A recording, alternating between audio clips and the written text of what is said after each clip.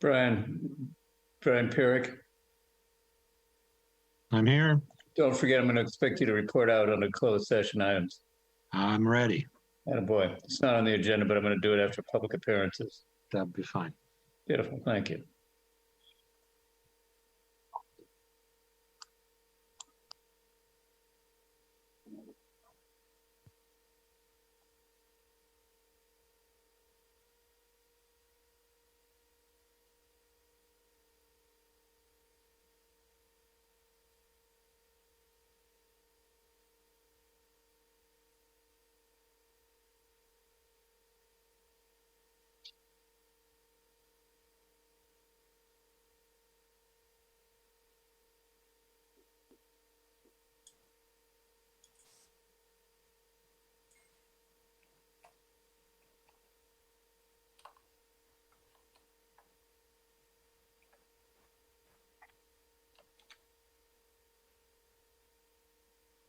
I've got 4:30, Mayor. So do I. I was just muted, though. All righty. I've been informed it's 4:30. I know that it's August 3rd, 2021. We are the Carmel-by-the-Sea City Council. Call this meeting to order. Could I get a quorum check, please, Ashley? Yes, Mr. Mayor. Councilmember Barron. Here. Councilmember Ferlito. Here. Mayor Pro Tem Richards. Here. Councilmember Tice. Here. Mayor Potter. Yeah. We have a quorum. Very good. We can conduct tonight's business then. First item on the agenda is public appearances. This is an opportunity for any member of the public to speak on an item that is on tonight's agenda. There's a 3-minute limitation on that testimony, and I'd like it if you could state your name for the record. I would like to note, though, that under public appearance items, any testimony about wine tasting or parking, or parklets or anything, probably would be better held if we had it during the discussion of the extension, because that is where the actual meat of the issue is. So you might want to keep your powder dry and not waste your speech under public comment. That noted, is there anybody in the public wishing to speak tonight? I see that Mr. McDonald has his hand raised. Go ahead. Yes, Welcome. thank you. Good afternoon. My name is Mark McDonald. I'm the president of the Neighborhood Community Association to your north, Carmel Woods. Carmel Woods and Carmel-by-the-Sea have been neighbors for almost 100 years. We have a long history of cooperation on projects together. Over a year ago, our country was going through a very turbulent time. The Father Sarah Monument from Carmel Woods was removed for safekeeping to prevent any damage to it. We greatly thank Carmel-by-the-Sea for moving it and storing it at your expense for almost a year. Samuel F.B. Morse developed our neighborhood in 1922, shortly after Carmel-by-the-Sea was founded in 1916. SFB Morse and Carmel-by-the-Sea shared many laudable goals, such as respect for the forest and coastline. When he developed Carmel Woods, he planned a monument for the community.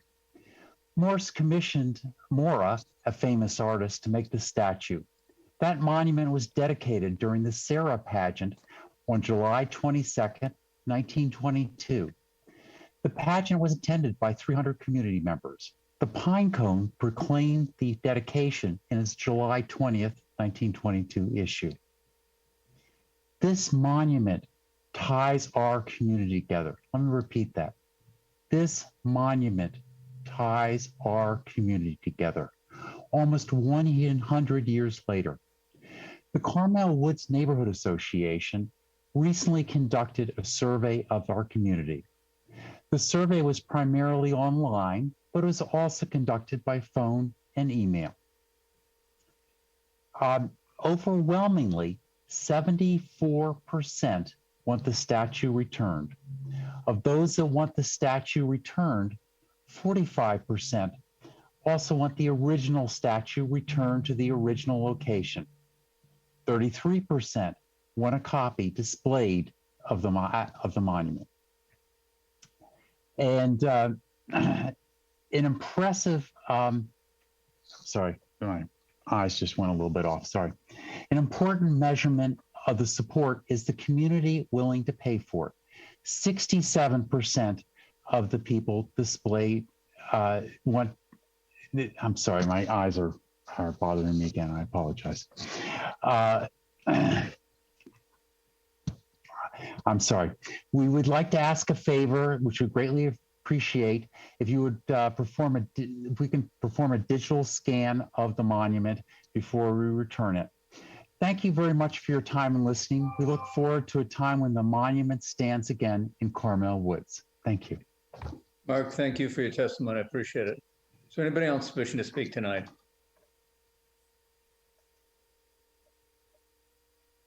Ashley, what do you think? I don't see any other raised hands, Mr. Mayor, or anybody else unmuting.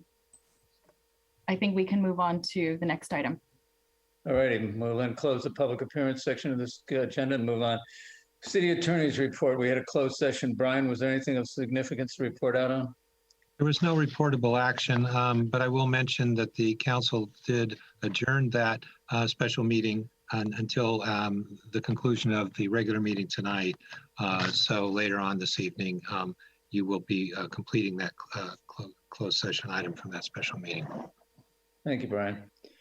That'll bring us on then to the orders of businesses for tonight. We have receive a report and provide direction to staff on generating a request for a proposal for a public-private partnership to build a parking structure and mixed-use development on the north lot at the Sunset Center.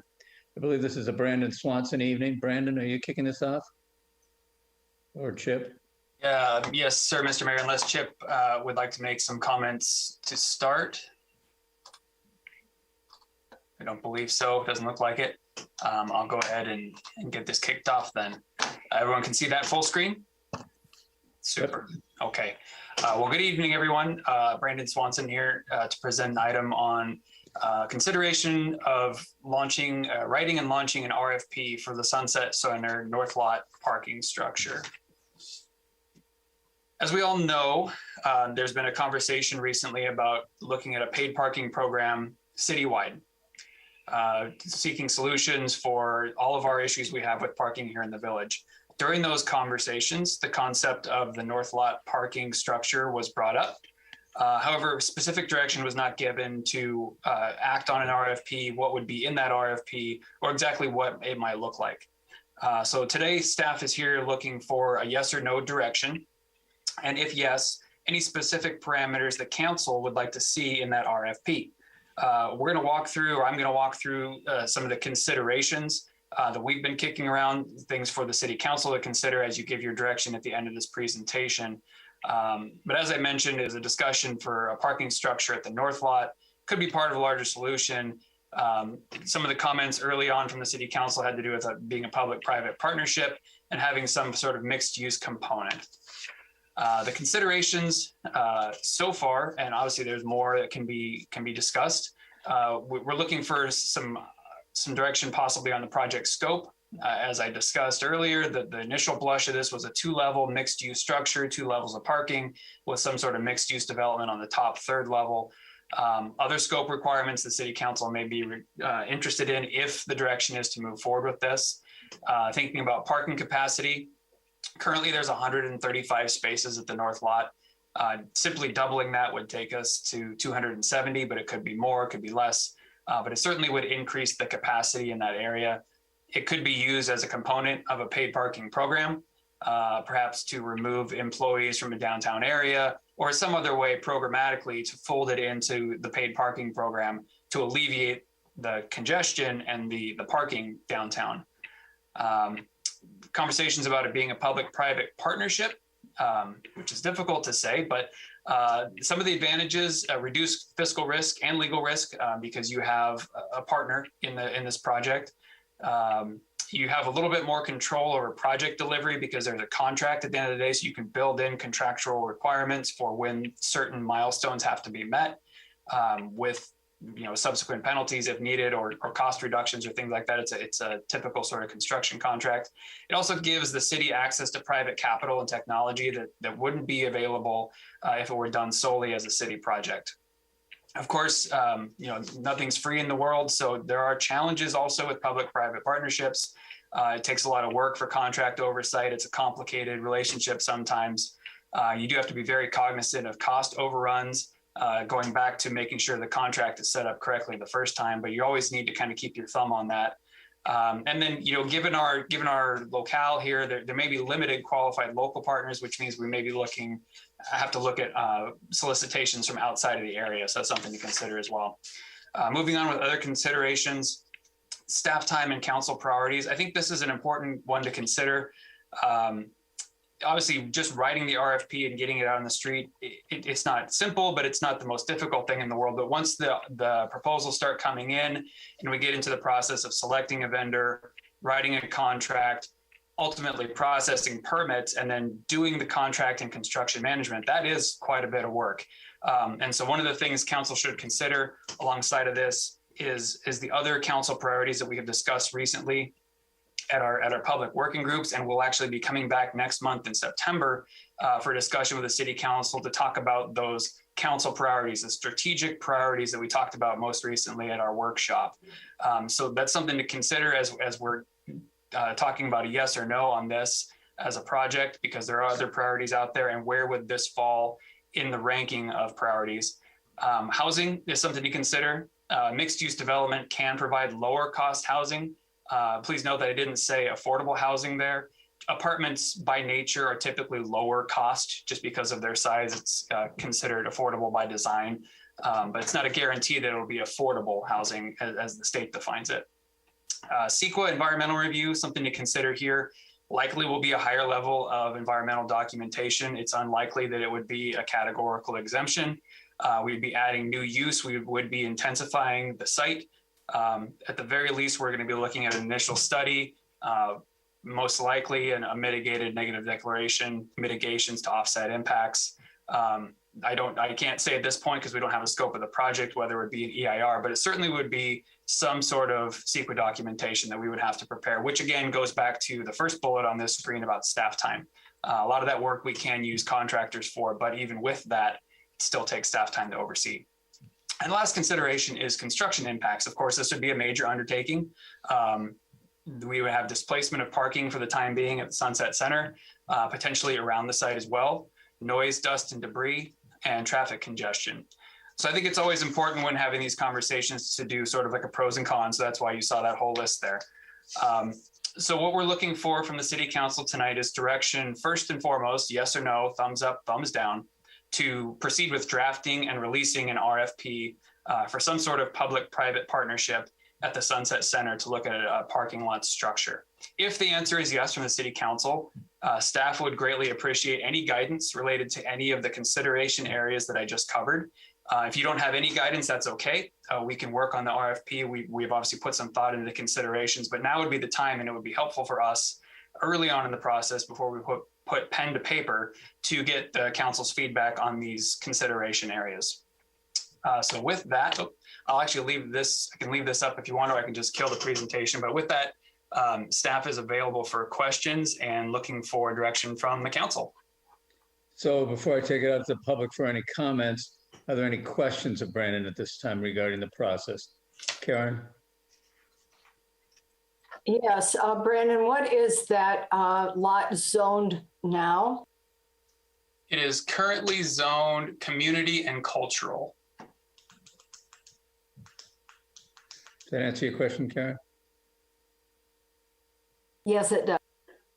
All righty. Is there any other questions by council? All right, seeing none, we'll take it out to public. It's an opportunity for a member of the public to comment on this item. There's a 3-minute limitation on that testimony. If you'd state your name for the record, we'd appreciate it. First speaker. Hi, my name is Wanda Vollmer, and I just want to take this opportunity to thank Mayor Potter and the council, members of the council, for reading my letter that I sent on Monday regarding my concerns and ideas for this project moving forward. Thank you very much. Thank you, Wanda. Appreciate it. Anybody else?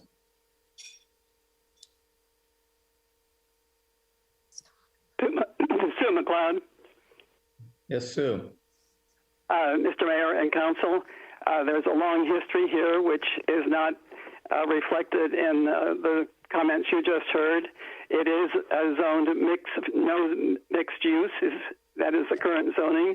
The water credits for that are really questionable. When we looked at this in 2004, I think it was, there was very little, there was less than, this was to be something that John Voters at that time had sketched out, and it was going to have a multi-use aspect to it as well as parking and a small, what he called lunch area where you get some sort of minor bit to eat, and there was barely enough water for that, so there's no water for any larger aspect on the corner. There's a whole history to this. I sent the mayor 12 pages of the history of background that hasn't been touched on at all at this time, and I won't bother to go into it at the present time. But I do think that the idea for a museum, as things have changed worldwide, and as far as museums, and that corner could very easily be a multi-use building that would reflect onto Sunset. So, for example, if you wanted to have some sort of a conference, you would have people who could break out rooms, or you could have, that would be the place where maybe you could serve dinners. When the Panetta Institute was at Sunset, they tried to make it work in the lobby and it didn't. But if we'd had a space like this, it was something that could be adapted, that would be very useful. But other than that, I think, and no one has talked to anyone at Sunset about this, which I find curious. So I think you're way ahead of yourselves on this with all of that you've got to do with the current plans for two huge projects in town, and the Stillwell project and the other project of Colonial Terrace. There's tremendous going on, and we need to really work on doing something with existing properties that we've not done anything with, i.e. Flanders and the Scout House, etc. So I think you're way ahead of yourselves on this, and you need to step back and really look at what you're talking about before you go further. Thank you, Sue. I appreciate the testimony. Is there anybody else wishing to speak tonight? Hi, yeah, Tim Toomey here. Yeah. Hey, hi, Mayor. Hello, Mayor and council members. Yeah, Tim Toomey. I'm here representing the Carmel Residents Association Board, and our concern with this RFP lies in introducing new commercial space into a single family residential zoning district, as others have indicated previously here. The Sunset Center North Lot is bordered by homes, and the Cultural Center, it's all non-commercial. So as Carmel residents, we are adequately served by today's businesses and would not favor expanding the footprint of our commercial district beyond what it is today. Plus, as Sue mentioned, we have empty commercial space now and have the two Pastor Esperanza projects in the pipeline on Dolores and 5th and 7th, which will provide additional commercial space. Of course, our village critically needs parking solutions, and going vertical versus one level is the right approach. The staff report calls out doubling the parking capacity, which is needed to support our existing parking demands. But including new commercial space would dilute this, with many of the parking spots being consumed by their staff and customers. So we wonder how many net new parking spaces would result. If council approves producing the RFP, then we ask council to provide guidance to staff that the RFP include an option for a residential and parking combination without commercial space. We'd like to also note that if this project proceeds, it may benefit from a needed update of our general plan. Thanks for your consideration. Thank you, Tim. Appreciate it. Is there anybody else tonight? Can you see me, Mayor? Yes, we can. Is it my turn?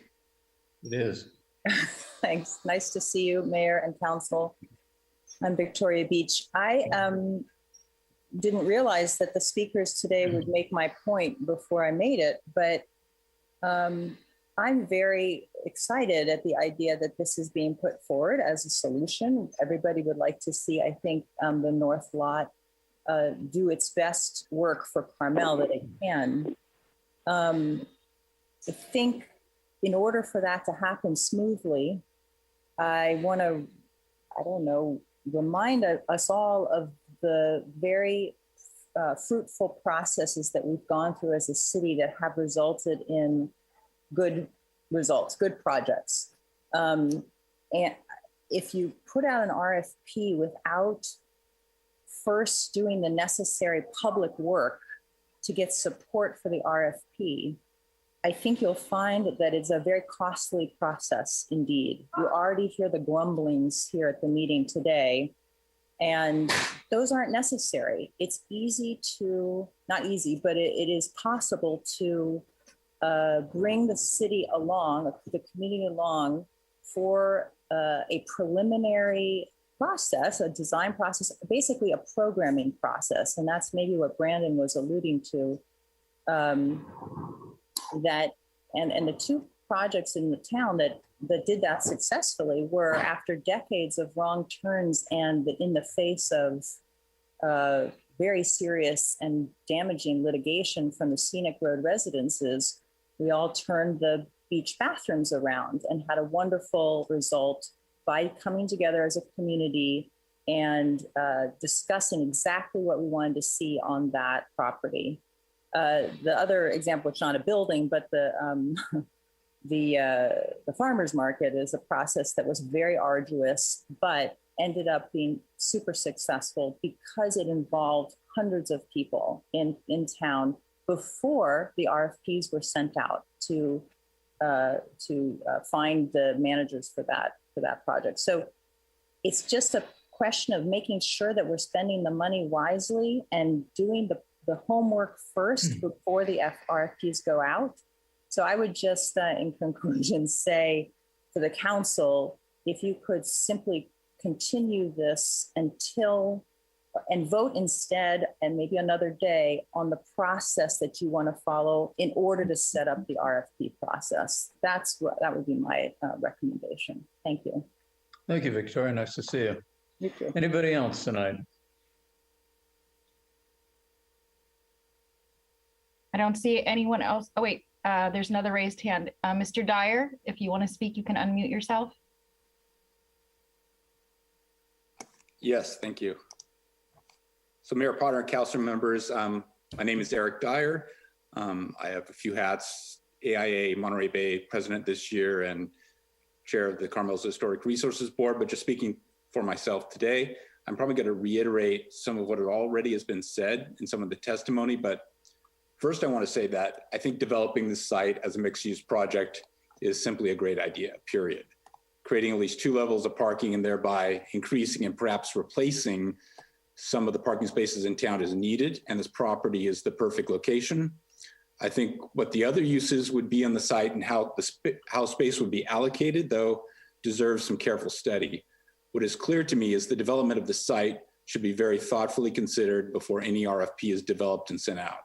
Much more public and perhaps professional input is needed on what should go there. I think I would advocate probably for a sub or ad hoc committee of council or planning commission or both be established and then review the many needs and options the city has for this property. There should be public meetings to get substantial public input. And it might be in order at some point to hire an architectural consultant to help give input on specific programming possibilities and concepts.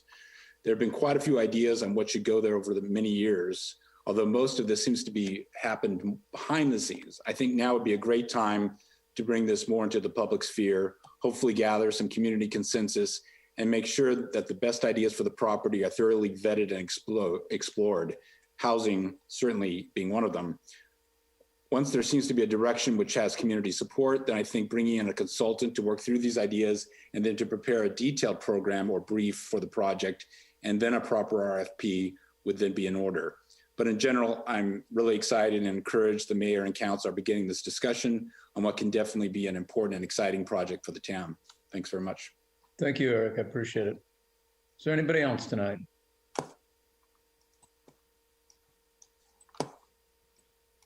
I don't see any other raised hands, Mr. Mayor. All right, well then I'll close the public comment period and bring it back to council for discussion. Let me just kind of frame this, since I was the one who said I thought we should go ahead and figure out a way to move something forward on the north lot. My intention was simply to test the waters and get some public interest in what we were going to, or some public feel for what it was we were proposing. So what I'm hearing tonight is kind of exciting for me because it does seem there's an interest in moving forward. And I agree that more public input's needed. My thought was simply to go to an RFP after public input, but I really wasn't intending to go with a full, let's go the RFP and give them direction tonight. I do think I've heard a lot of support for the idea, but concerns, which doesn't surprise me at all. That's just my framing of the question. So if there's others like to register their opinions, or do we want to go forward or not, that'd be great. Council members? Jeff, thank you. Thank you. I'm happy to go first on this one. Like Mr. Dyer, I'm really excited about the possibilities here, especially as he referred to, and I'm sure this won't surprise anybody, an increase in the number of parking spots, which would perhaps remove some of the parking pressure from downtown and allow us to sort of rethink, as Karen Felino says, rethink what we do downtown and sort of how downtown works. So that's really exciting to me. I do agree with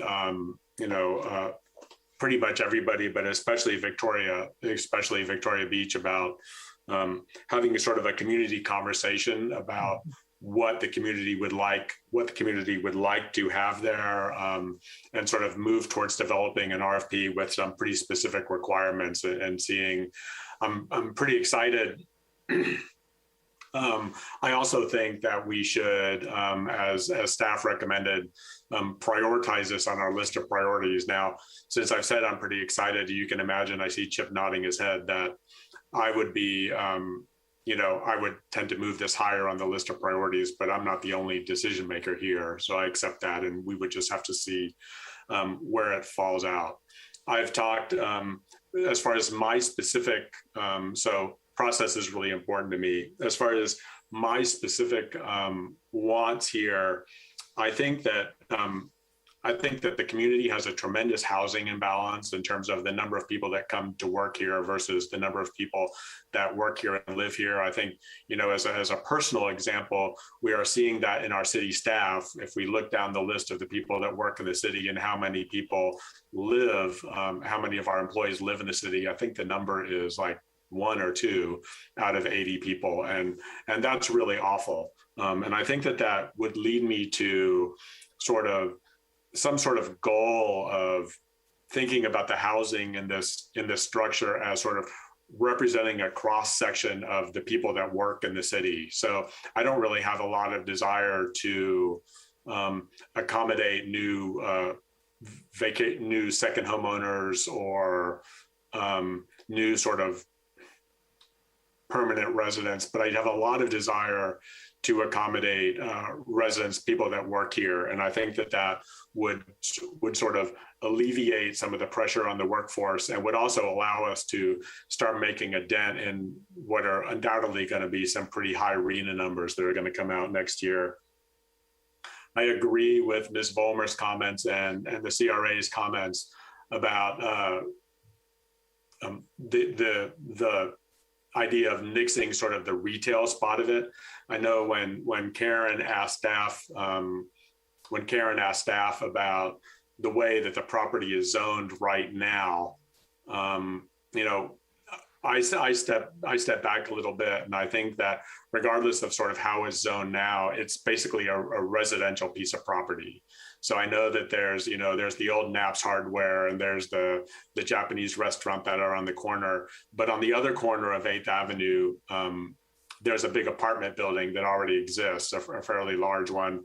There's residences down both Mission and San Carlos. And of course, there's the Sunset Center down the other side, which leads me to the last thing that I'm sure everybody wants to see. And that would be an emphasis sort of on the architecture. I think we can do this right.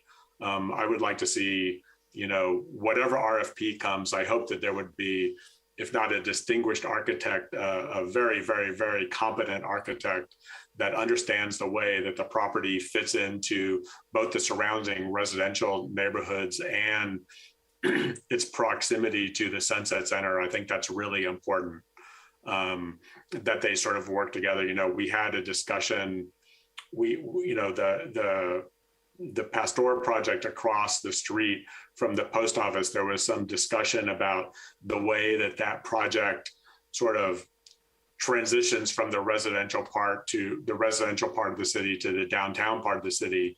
And I think that's really important here with the big looming Sunset Center on one side and, you know, the residences on the other side and the downtown on the fourth side.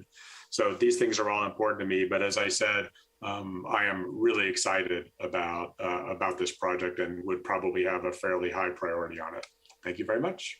Jeff, thank you. Other council comments, Bobby, and then Karen.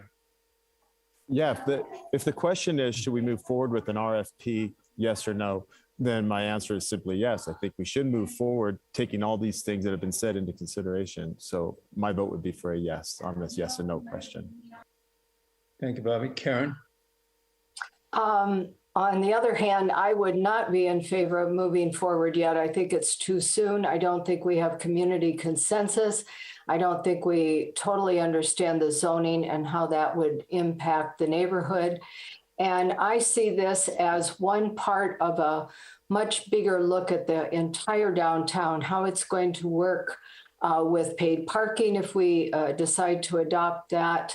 What are we going to do with some of our streets, more walkability? I do hear what Jeff said about housing for workers. Some of those workers, if they live there, wouldn't even need cars. I really don't want to see an intensification of commercial in what is really a neighborhood. So I would not be in favor of moving forward at this time. I think it's an exciting idea to be incorporated into a much bigger look at how our town functions and how it could better function. Thank you, Karen. Carrie? Thank you, Mayor. Obviously, I think the city of Carmel does need more parking, and that's what's the exciting part about this project. We really have to look at it that piece of property is really a transition from the commercial to the residential to our famous cultural building. And the Sunset Center did take a lot of time with a company to try to get some public feedback on what that structure should be. I think we need to take a look at that. I think, so having the idea of parking is great, but I don't think we're at a position now where we can do an RFP because I don't think we know what we want. Yes, we want parking, but do we want housing? Do we want some more meeting space? Do we want to think people don't seem to like the idea of commercial, but you know, a little hotel there would certainly generate a lot of revenue as well.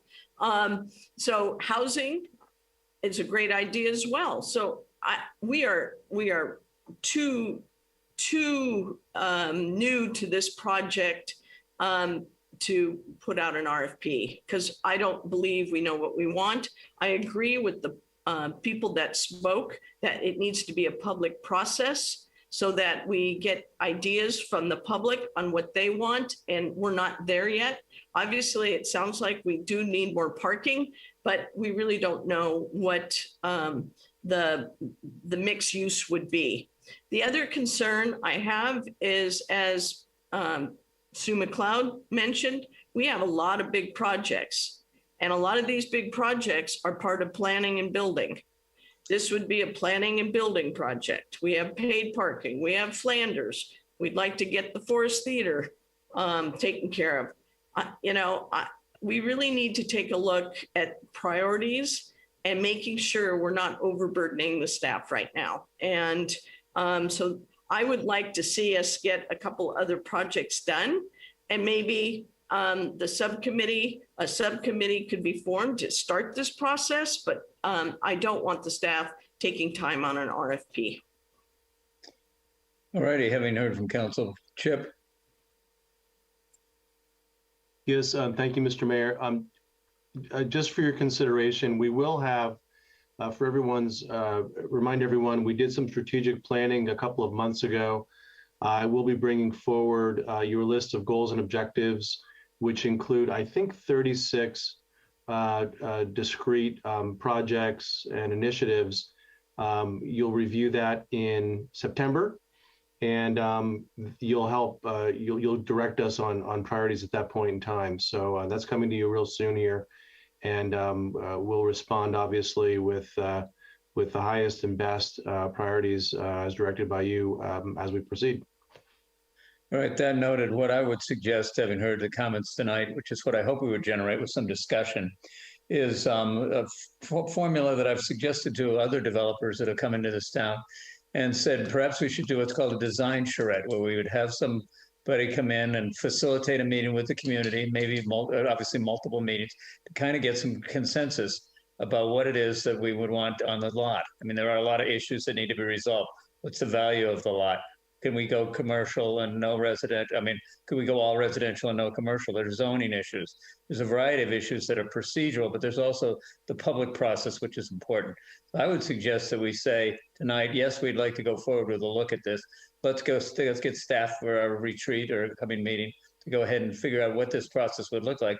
I do know a couple of firms that have worked very successfully in the area with a charrette program, where you actually sit down with a blank piece of paper, you outline a lot, and then as a community, you come to consensus. You're not going to get 100% there, but you will have at least a public process, which unfortunately, some of the other projects that are coming forward to us did not go through, even though it was suggested. So I would think that that might be, instead of saying, let's race out to an RFP right now, what I want to do is generate some discussion about this.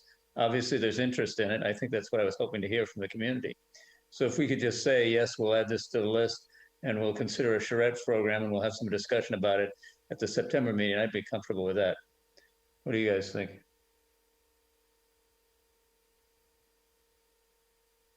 Jeff, thank you. Yeah, I'm happy to. So let me parrot this back to you, Dave, to make sure I understand. So we would just go from Chip's 36 projects to 37 projects if this isn't on the list, whatever his number is. And then we would talk about the list of projects next month and figure out where we are with those projects and sort of prioritize them and see where this one lands. Exactly. And then we would either start or non-start a charrette process based on next month's discussion. Exactly, with the possibility of a subcommittee of the council as liaison to the council, something like that. Yeah, as I said, I'm very interested in the process. So I'm very interested in this project for reasons of housing, and I would definitely support putting it on that list. Karen?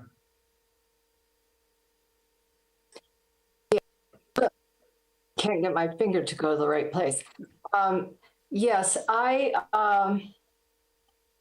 would like to look at that list again, and perhaps there are things on that list that could be combined into a process that looks at different components: paid parking, parking garage, traffic flow, street closures for enhanced dining at some point. A more generic overall process to get an idea of all the possibilities that might be able to be combined then into a design process. Good. Bobby, did you want to say anything? Where are you? There. No, I have nothing else to add. Thank you, Mayor. Yeah. Are you supportive? Yes. Good. All righty. Brandon, Carrie, I'm sorry. You're off on the side there. I didn't see you. That's okay. No problem. I'm happy to, I look forward to the discussion next month so we can kind of get a better idea of the bigger picture in terms of our projects. So I am happy to discuss this in more detail next month. So Brandon, do you feel you have sufficient direction from council now? I do. Thank you all very much. All righty. Thank you. I want to thank the public for the testimony too. I was glad to see there's some interest in it. I'm delighted that it was not all negative, and actually there was some very constructive criticism. So that was what I was wanting to do, and I think the mission was accomplished. So why don't we go on to item number 2 then tonight, which is to receive a report and provide direction to staff on whether to pursue creation of a contractor parking fee program in the residential zoning districts. Brandon, again, are we still on the Swanson show? Unfortunately for all of you, yes, this is still the Swanson show. Fine with me. I'm enjoying it. All right. Go from the beginning here. This one is a little bit shorter. I'll flip the screen. Everyone can see that full screen? Yep. Super.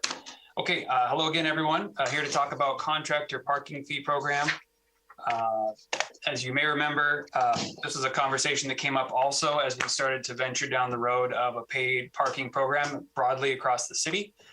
It's no secret, new construction remodels have been on the rise over recent years. Even during our pandemic year, we processed 450 building permits. And in 2021, halfway through the year, we were on track to beat that with roughly 560 by the time we get to the end of the year. So what this does is it creates an overflow situation in the residential neighborhoods. We know we have narrow streets. We know that residents, not all of them have off-street parking. And so it's difficult. It's difficult for people to get by, emergency vehicles, all that stuff. So that's where this conversation started with the council was, can we look at some sort of fee program to incentivize fewer vehicles on site?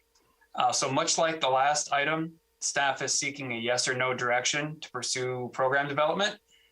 We would come back to the city council at a later date with the program, which include details of how it would be implemented, along with fees. Ultimately, if there's a fee, the city council has to adopt those. So I think we're going to end up probably in a pretty similar place, I'm guessing, with the conversation of where does this fall on staff's priority list. So we'll take this in a similar order. I have some considerations that the staff has put together. Of course, there's more than this. And just like in the last item, I'm sure we'll have some really great feedback from the public as well.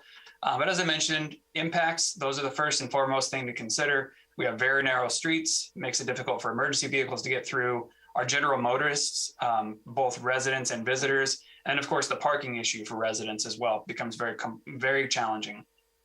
Another consideration is compliance. Any good program is only worth as much as you can make it fit into a compliance bucket, and you can actually make sure that it gets implemented. So we'd want to think about who the lead department would be. Think community planning and building, code enforcement, police department, joint effort. Obviously, limited resources across the city. That's why we're having the meeting next month to talk about the city council priorities. There is an opportunity, of course, for contractor support with code enforcement. If it's a fee program, perhaps that can be used to help pay for some of the compliance efforts. All things to consider. Want to consider the program structure itself. Again, staff is willing to go away from here and come up with a program and come back to the council in the future, but it would be helpful for us if you have any ideas or the public has any ideas early on, so we can make sure, again, before we put pen to paper, that we're headed in the right direction at least. So things like, what's a reasonable fee amount? What point in the permit process are we actually charging this fee? Is it during the building permit? How do the permits get displayed? Are they hangers? Are they stickers? Or do we just use the license plates? Do we want to cap the number of construction permits that any contractor can have per one site? Because we may not want to give out 100 parking permits at one site, obviously. How long is a permit good for? Things like that, the actual nuts and bolts of the program. And then, of course, coming back to, not to sound like a broken record, but staff time and council priorities. This is, again, having to do with what we're going to come back to you in September to talk about. Where does this fit into the priority list for the city council? Obviously, a program has to be developed. We have to implement the program. It's a rollout. And then, of course, the compliance time that goes away with it. So we just need to weigh that against the other strategic priorities that the council will be looking at. So with that, takes me to the end of the presentation. We're looking for direction once again from the council, yes or no, to begin development on a program to charge contractors fees for parking in the residential district. If yes, any guidance would be much appreciated before we start drafting a program to come back to you in the future with both the program details and the fee itself. With that, that concludes staff's presentation, and I'm available for questions. Councilmembers Carey. So Brandon, help me out here. What other cities have a program like this? That is an excellent question, Councilmember, and I don't have an answer for you, but I can look into that. Chip, does Monterey have a program like this? Actually, I can answer that one. I did reach out to Monterey and they don't, but I haven't found any that do. I guess I should have put it that way. Okay. Yeah, sorry. Yeah. All right. So part of my question is, does this work? Okay. That's all my questions right now. Any other council questions? Karen? Yes. Perhaps they might not have a fee for parking, but have you found any other cities that have construction management plans? Construction management plans, I guess, let me make sure I understand the question. So construction management plans are typically included as part of a development application. And so a lot of cities and jurisdictions will require an applicant to include a construction management plan, meaning how are they going to bring in deliveries, when are cement trucks going to come, gravel deliveries and things like that. So in terms of a construction management plan, there are other cities that require those, but is that what you're asking? I'm sorry. Yes, I'm asking if you could look at any other cities, Palo Alto, some other cities that have a lot of construction impacts, and see what their construction management consists of. We might get some really good ideas that way. So my question was, have you? And you haven't yet, it appears. Yeah, that's true. And typically the term construction management plan is something that's prepared by each applicant individually to tell the city during the development process, here's how we're going to manage our construction traffic on site. So that a construction management plan is typically site by site developed by the developer. I think what you're looking for is jurisdictions that have sort of like an overarching, here's how we deal with construction in the residential districts. Not to put words in your mouth, but I think that's what you're asking about. Yes, it is. I have found that many other cities have really good forest management plans that we can look at. So I'm sure there might be others that we could look to. Before I take this out to the public, are there any more questions from council members? I don't see any. Take it out to the public for comments. Anybody in the public wishing to comment the same may do so. 3-minute limitation on testimony. Please state your name for the record. Mr. Mayor, it's Sue McLeod. Yes, Sue. Having just finished remodeling, I have a couple of comments on that. Is one, I think if you charge the builders, that they're just going to pass that on to the owner. So you're not really getting at the heart of the problem. There should be a way that they're limited to so many people per, if it's a standard lot or a double lot, but their specialization is unbelievable, and the numbers of different people that come at different times is really a problem these days. I was floored at where you might have had sort of a group that you dealt with, and you knew who all of them were. And now you have somebody who specializes in doorknobs or somebody who specializes at something else. So it really is hard to say how to do this in a town of our size. But I don't think charging them would make any difference, because as I say, it would be just passed on to whoever the house owner was, or whoever.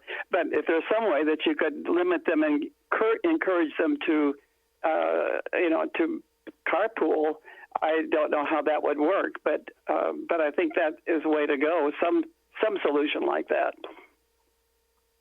Thank you, Sue. Is there anybody else wishing to speak?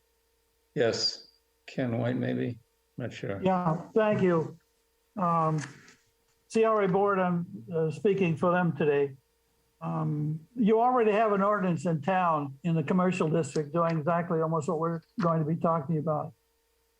You rent your parking places, the contractor pays the fee. And the reason they did that is because they were trying to protect the additional businesses on that block, since parking was restricted, and they felt that some of the businesses would decrease. So the ordinance, or whatever you want to come up with, is already written. You just have to massage that and work it into the residential concept. But the proliferation of the building permits has caused a considerable problem down in residential neighborhoods. Again, we have narrow streets, winding streets, planters in the middle of them, and we're not like this most cities. Some contractors are, and the newer usually, are using the right-of-way from the paved street to the property line as a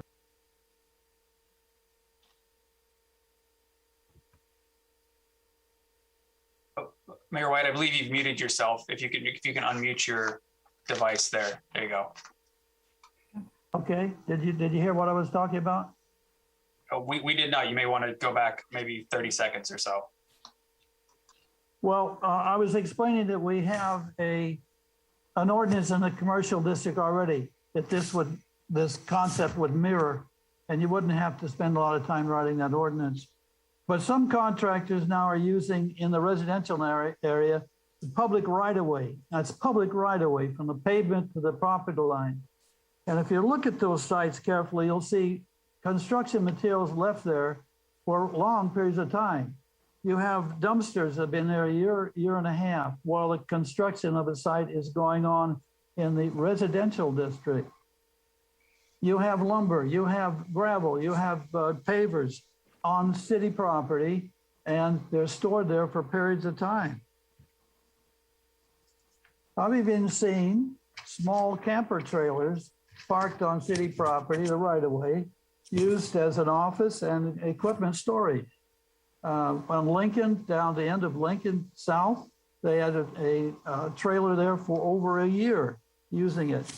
Is sitting on public property. We would like to see very much the same ordinance applied in the residential area. We don't understand why it's okay to charge for parking spaces in the commercial district and not charge for public use of public property by contractors in building. I have a suggestion that you might want to think if with this. Mayor, you're running out of time. Okay. Take the money you get from this permits and put it back into the residential neighborhoods, planting trees, taking care of bushes, shrubs, cleaning the residential neighborhood up. Thank you, Mayor. Appreciate it. Anybody else wishing to speak? Mayor Richard Kreitman here. Richard, welcome. Oh, thank you. The problem, it's whether they have a permit to park or not. The real problem we have is the careless parking, multiple vehicles being parked on the same, opposite each other on the same narrow street. As Mayor White said, materials in the street. So a paid permit process doesn't necessarily address the real issue, which is the clogging of our streets. Especially that little area, that little short section of 3rd near where I live between Dolores and Lincoln. I mean, there's been construction there. It's one of those tiny little cross streets, and it's been effectively blocked for days over the last couple of years. So if the permit process provided revenue to fund enforcement of responsible parking of construction vehicles in the residential area, I could see that. But as I say, the problem of careless and irresponsible parking of construction vehicles is not necessarily addressed by a parking permit program. So thank you. Thank you, Richard. Is there anybody else wishing to speak tonight? Ashley, what do you think? Mr. Mayor, I don't see any other hands up or anybody unmuting themselves. I think we can move on. All right, then I'll close the public comment period, bring it back to council for deliberation. Council members, your druthers. Well, I like these yes or no questions, Mayor. I'll go. Thank you. I would agree with Mayor White that we do need to develop some sort of a plan to help the residential neighborhoods. I think we're being crushed by some of the construction that's going on in these neighborhoods. So my vote would be yes for Brandon to start to develop something for that. Other council members? Carrie. I think what I'm hearing from the public is, to Karen's point, is more of construction management. I'm having a hard time realizing by paying a fee to park, how that's going to solve the congestion problem. So I agree with Richard.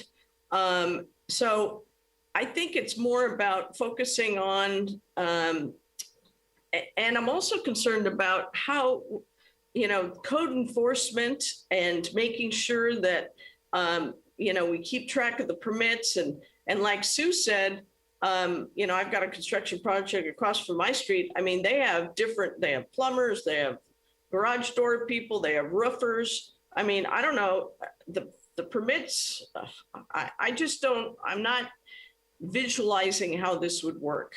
Once again, what we're also seeing is Brandon is giving this presentation. So that means it would be more work for Brandon. Can't wait to hear about some of the other projects that we want to do, like paid parking, which would bring in a tremendous amount of income that would maybe allow us to get another code compliance person that we could maybe move on to these other projects. I don't want to add more work right now. I think that what maybe Brandon needs to do is look at construction management a little more and what that would look like. And so that's what I'd like to hear about in the future after we talk about it next month. So I would say no, right. All right. Jeff. I agree with Carrie and Richard about the traffic and all that. I'm a little bit surprised to hear Carrie say no, but I'm thinking that what Carrie means, and I'm going to look and see if she nods her head, is that we could put it on the list and then talk about it next month. I'm hoping that that's what she means, but I'll let her speak for herself. I have 5 houses around me on Camino Real, and over the course of the past year, 2 of them have been demolished and 1 of them is being significantly renovated, and it's a disaster zone here. 1 out of every 4 days, a fire truck could not get through my street. And I'm at a loss, as Chip knows, because I kvetched to him about this. Excuse me. I'm at a loss to know what to do. So I definitely agree with Richard that the problem isn't just the number of cars, it's how they're arranged and what the parameters are around bringing people into town. Carrie makes a good point, and I think Sue McLeod also made the point that with the way things are specialized these days, sometimes there's 1 person across the street and sometimes there are 10 people across the street. And I have, I have good contractors that are working at the projects near me. And I have good relationships with them, and they, leave my parking spot open in front of our house, which we desperately need because otherwise we're parking, 4 houses away like everybody else. But it's a real chore to, for the message to get down from the contractors to the subcontractors. When 7 roofers show up, over the course of 2 days to put on 2,000 feet of asphalt shingles, and it's just a nightmare, as I was talking about before. There may not be a lot of support for this, but I do think that maybe the context could be expanded a little bit. I think that there are impacts to the residential neighborhoods that go past the streets.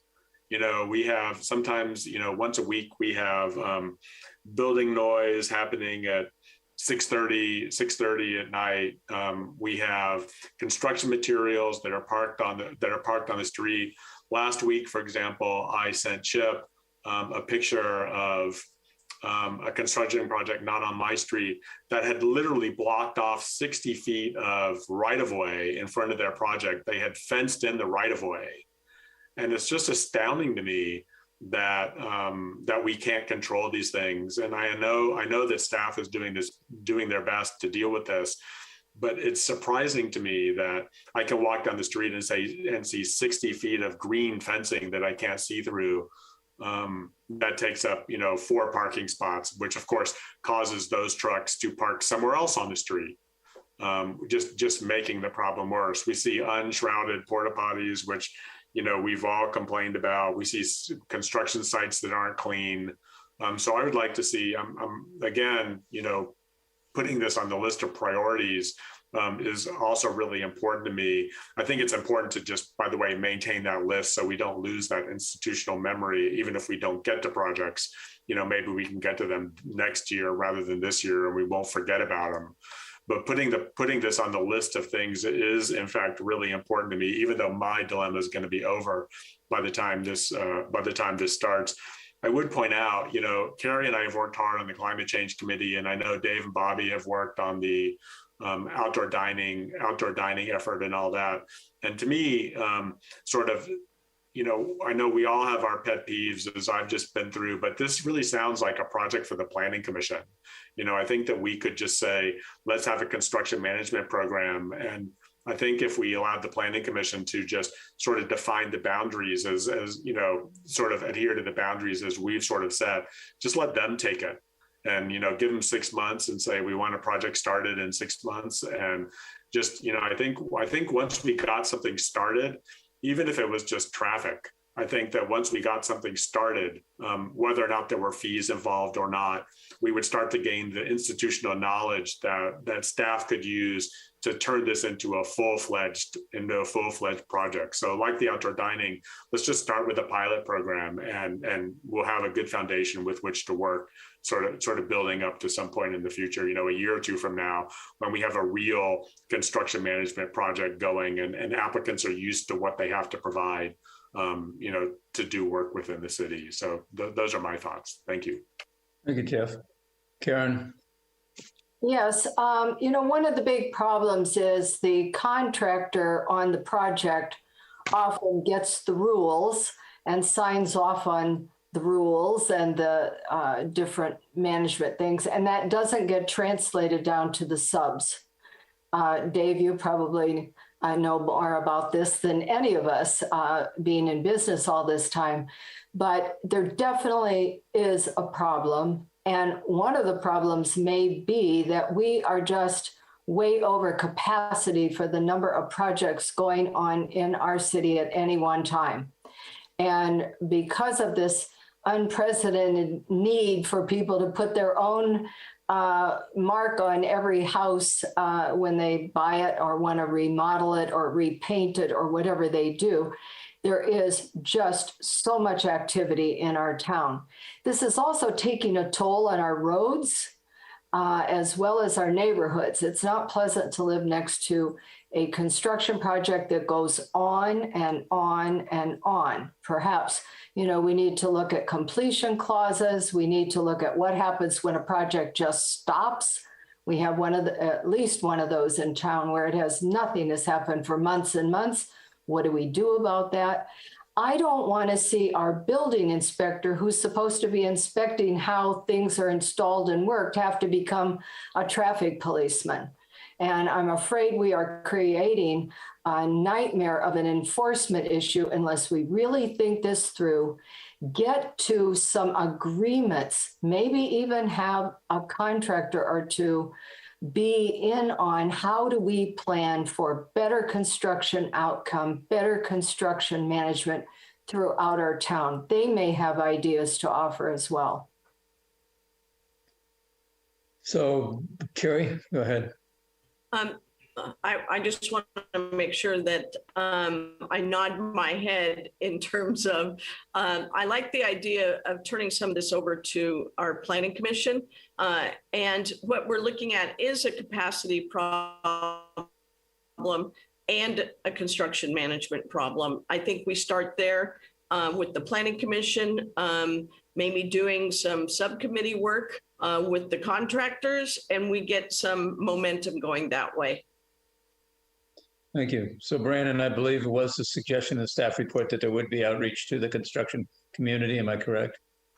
That is correct. That would be one thing we would expect to do.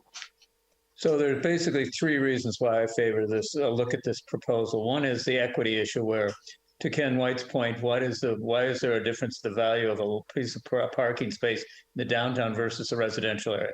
I think there should be some form of equity where the parking space in front of your house is the same value as a parking space in the downtown area. Maybe not fee-wise, but it's certainly just as important to you as it is to a merchant. The other one is the public safety aspect. I think all of you guys touched on the issue about access to emergency vehicles and the fact that they cannot get down the street. Jeff, you were quite articulate on that. And I see that all over the town. And then the other one is, what about the use of public right-of-way for construction storage? I mean, that's kind of a blatant use of public right-of-way for personal gain. And Karen, you are right, I'm the only contractor on this board. Very seldom do I come forward and want to self-assess, but I do think that there's a need for some sort of responsible management of these construction projects. So I think if we can move this forward for some further discussion, I don't care where it goes, if it goes to the planning department or commission, or it goes to the council or out to the community with a subcommittee, any of those works for me. Jeff? Yeah, Karen brought up something, and I just like to sort of agree with that.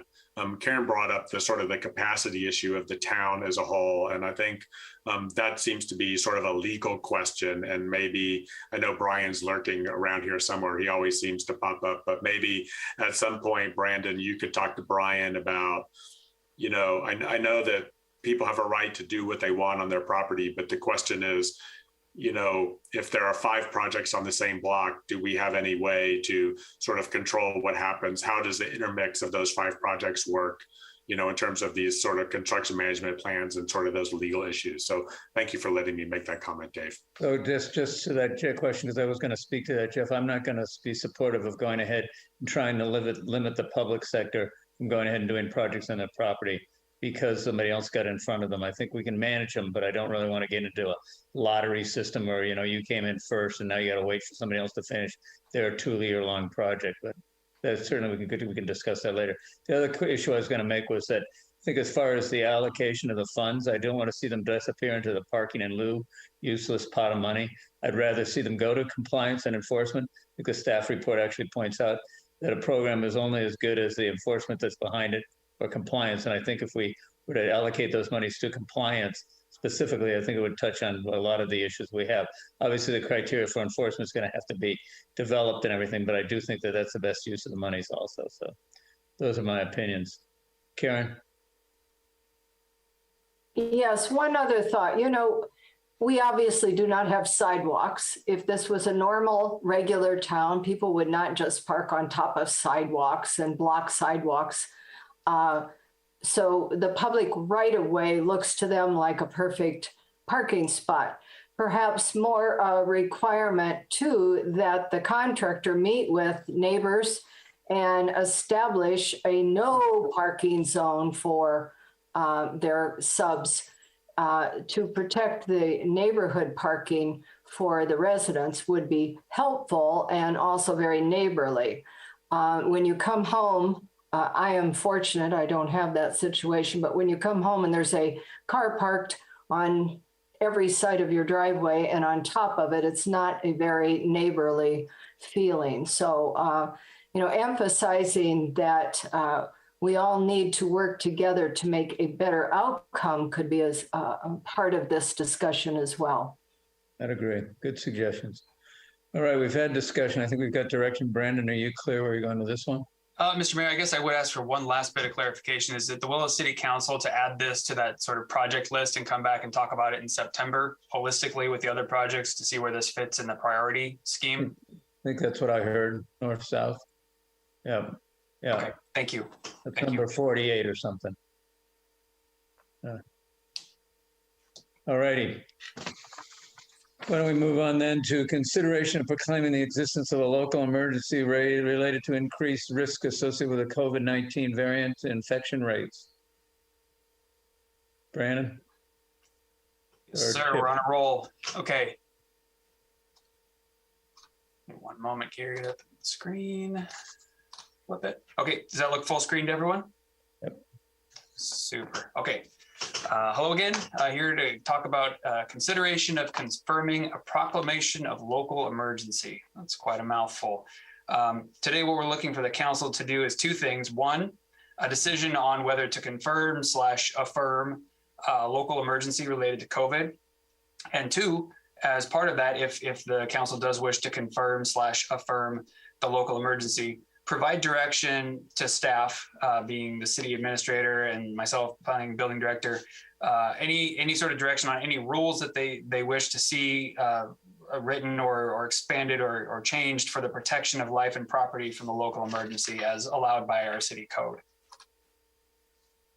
So we have an existing proclamation of a local emergency. It was adopted March 13th. The first thing that happened was on March 12th, 2020, the city administrator declared a local emergency as required by our code. That declaration was shortly thereafter confirmed and ratified by the city council, and it became resolution number 2020-021. This resolution is actually still in effect and will remain so until the city council terminates the proclamation with a new resolution. That's what is required in the resolution. That's the way it's written. So that would be the next step. So we do currently have an existing proclamation. However, it's worth noting that in recent months, there was reduced restrictions, both at the state level and locally. If you'll recall back on June 15th, which isn't that long ago, but it feels like a while back, the governor withdrew the declaration of a state of emergency and also removed the blueprint for a safer economy and the colored tier system that we're working with that limited indoor usage and things like that. In the month of June as well, the city council here for the city of Carmel-by-the-Sea reduced restrictions citywide, returned the city to business as usual, which is the term that the city council coined, and then set dates for parklets and unpermitted outdoor seating to be removed. And if you recall, wine tasting rooms was 30 days subsequent to that, and restaurants was 90 days subsequent. Since then, the wine tasting rooms have actually removed their parklets and their outdoor seating pursuant to that direction from the city council. Recently, we have seen a bit of an increase in the spread of COVID-19. We have higher infection rates at the local, state, and national level. This is driven from what we can tell from the news and the local officials by the different variants, such as the Delta variant, which we hear the most about, but there are other variants out there. So we have seen an increased spread of COVID-19, and the variants that are spreading are more contagious. Some reports saying more akin to like chickenpox from a contagion perspective. July 19th, 2021, this is again just talking about recent increased risks and precautions, elevated precautions locally for reasons for you to consider of confirming the proclamation.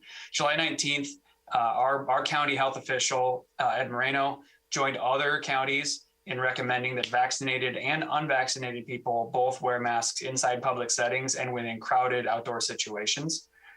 We are heading into our summer. We're in it now with Car Week and there are other busy summer months. So we're going to continue to see increased visitors Carmel-by-the-Sea from in and around and outside of the area. And this actually, that should say, I thought I updated that. On July 19th, around that time, the city returned to indoor mask requirements for all city buildings. So it's not requirements for all in the city. I apologize for that. I fixed that, but I must not have hit save. It's for all city facilities. The city returned to that. So there's some of the recent risks and precautions to consider. So one thing to note, this resolution that you have to consider would not replace, supplant, do anything to the existing proclamation, the 2020-021. This resolution is simply to confirm/affirm that there is a local emergency and affirm that the city should continue to or make new rules for the protection of life, health, safety, and welfare of our residents. So the council can provide direction on modified rules for things like in-person public meetings. We're talking about going into public meetings in a hybrid model soon. Outdoor seating allowances for wine tasting shops and/or restaurants, beach usage, public events, or anything else that is allowed by our city code for the protection of life, health, safety of our residents. So with that, City Council is being asked to consider the resolution confirming the existence of a local emergency related to the increased risks associated with COVID-19 variant infection rates. And once again, what we're looking for is one, does the council wish to confirm/affirm that local emergency via resolution? And two, if so, as part of that confirmation, are there any rules or areas in the city that the city council feels rules should be written for to protect the life, health, and safety of our residents? With that, I'll conclude my presentation and I'm available for questions. Thank you, Brandon. Are there any questions by council members at this time? Jeff. Thank you. Chip, could you just give us a really short 30-second rundown of the rules that you've promulgated under this declaration so far, so over the course of the past 15 months? Yes, sir. I'd be happy to, Mr. Barron. In no particular order, I closed the beach. That was something we did to protect the community, prohibited seating and gathering on the beach. I allowed outdoor seating in the right of way. I allowed certain uses that are required to be conducted from fully within an indoor space to be out in both private and public property. I implemented a curfew. I implemented a mask requirement. I implemented a social distancing requirement. I suspended parking enforcement. Yeah, so those are the types of things. I don't know if that's an all-inclusive list, Mr. Barron, but those are the things that come to mind upon your question. Thank you. Other council questions before I open up for public comment? Carrie, then Karen. So the emergency ordinance was still in place, but what we're trying to do is emphasize to the public that was there confusion? So I'm trying to understand if it was still in place, we're just confirming that it's still in place? Brandon, I think that's directed. I can answer that question. So it would do a couple of things, Councilmember Tice. It's a great question. So it would indeed confirm that it's still in place, because I think there may have been some confusion as we went through the last couple of months and we went back to business as usual and we were allowing people to get back indoors. I think there may have been some confusion that the state of emergency went away, which it did not. Locally, because it has to be done through a resolution. So that's the first thing that it would do. The second thing that it would do is having this conversation in public like this with the resolution and reaffirming the emergency. It would give the city council to give direction on things like the city administrator just talked about, other rules, mask requirements, allowing certain uses to be outside that are supposed to be inside, things like that. Thank you for that clarification. You're welcome. Karen. Yes, Chip, are you prepared to give us a rundown of some of the existing general plan ordinances and policies that we put aside for over a year and a half so that the public understands what we did during this time? Because there are several that I think many people are not aware of. Thank you, Councilmember Filito. I am not prepared to cite chapter and verse on the specific goals and objectives of the general plan or code citations, but I can, again, give you a loose rundown. Obviously, we allow the beach to be open.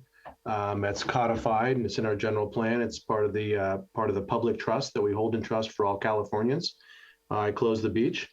I prohibited, again, gathering on the beach and the consumption of alcohol. You'll also remember that originally I prohibited the service of alcohol in the public right-of-way, something that we can do in spite of what the state says, the ABC regulations say. We still have authority over the service of alcohol in our village. Their rules do not trump ours. We can look to the supremacy clause for guidance there.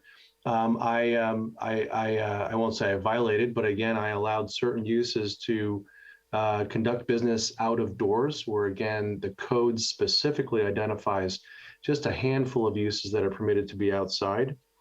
And again, I think that, we're required to enforce parking as well. So, right there, I overrode our ordinance regarding parking enforcement. So again, if you were parked in a 2-hour space, of course, I never park in 2-hour spaces, but if I did, I wouldn't have received a citation because again, we weren't enforcing. I was not enforcing the parking requirement for some time, and then again, under the banner of the pandemic, again, I instituted a requirement, a practice of social distancing, of mask wearing, and a curfew. And I know that our police department did their noble best, did a great job communicating those directives to locals and visitors. And in some cases, they cited people for violations of those restrictions. And those are, again, more broader rights, council member. They're not codified specifically, but again, they're more universal in nature. So again, I don't have the specifics. It would take some time to pull those, but we're not prepared tonight to discuss those specific code sections and or general plan guidance. Any other questions or questions by council members? So, Bobby, I'm sorry. Okay. No, Mayor, I have no questions. So, Brand, am I correct that there was some confusion in the wine tasting world when they discovered that they weren't allowed to taste on their own private property outside? I think, I can't speak to what people didn't know or understand, because the code is pretty clear. That is one of the areas that the city administrator was talking about where, certain uses, only a small handful that are allowed to be outside. Otherwise, it's pretty black and white where it says all uses must be conducted completely within an enclosed structure. But I do think there was a potential for confusion, yes, just given how we went through that and that the emergency proclamation wasn't officially taken away, but removing the outdoor seating for wine tasting parklets did include both the parklets and the outdoor seating on private space. Okay, thank you. Are there any other questions of Brandon or Chip? All right, before I open this up to public comment, Ashley, do you have any idea how many people are intending to testify on this topic?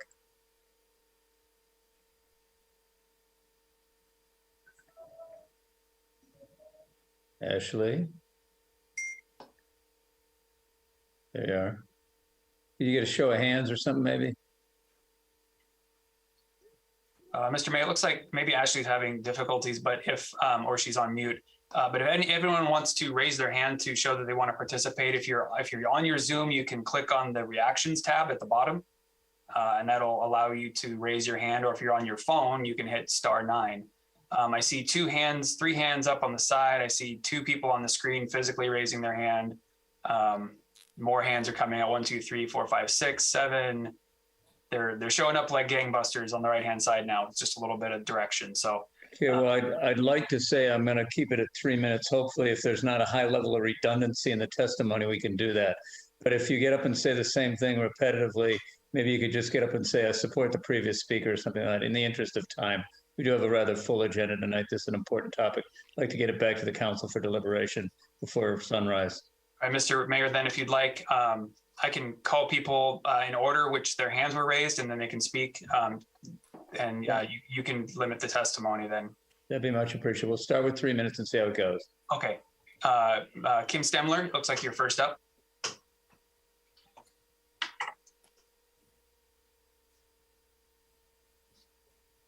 Kim Stemler, if you want to unmute yourself. Oh, yes. Sorry, I'm so sorry. So I'm Kim Stemler. I'm the director of the Monterey County Vintners and Growers Association, and I'm representing all of the tasting rooms of Carmel-by-the-Sea. And we're asking that you extend the city's COVID emergency ordinance related to tasting rooms being reopened outdoors in both private and public spaces. This is allowed by the state of California and ABC, and was actually extended through December 31st, 2021. And I'm not going to repeat a lot of what you've already said. COVID's getting worse. The more we can have people outside in settings, the better.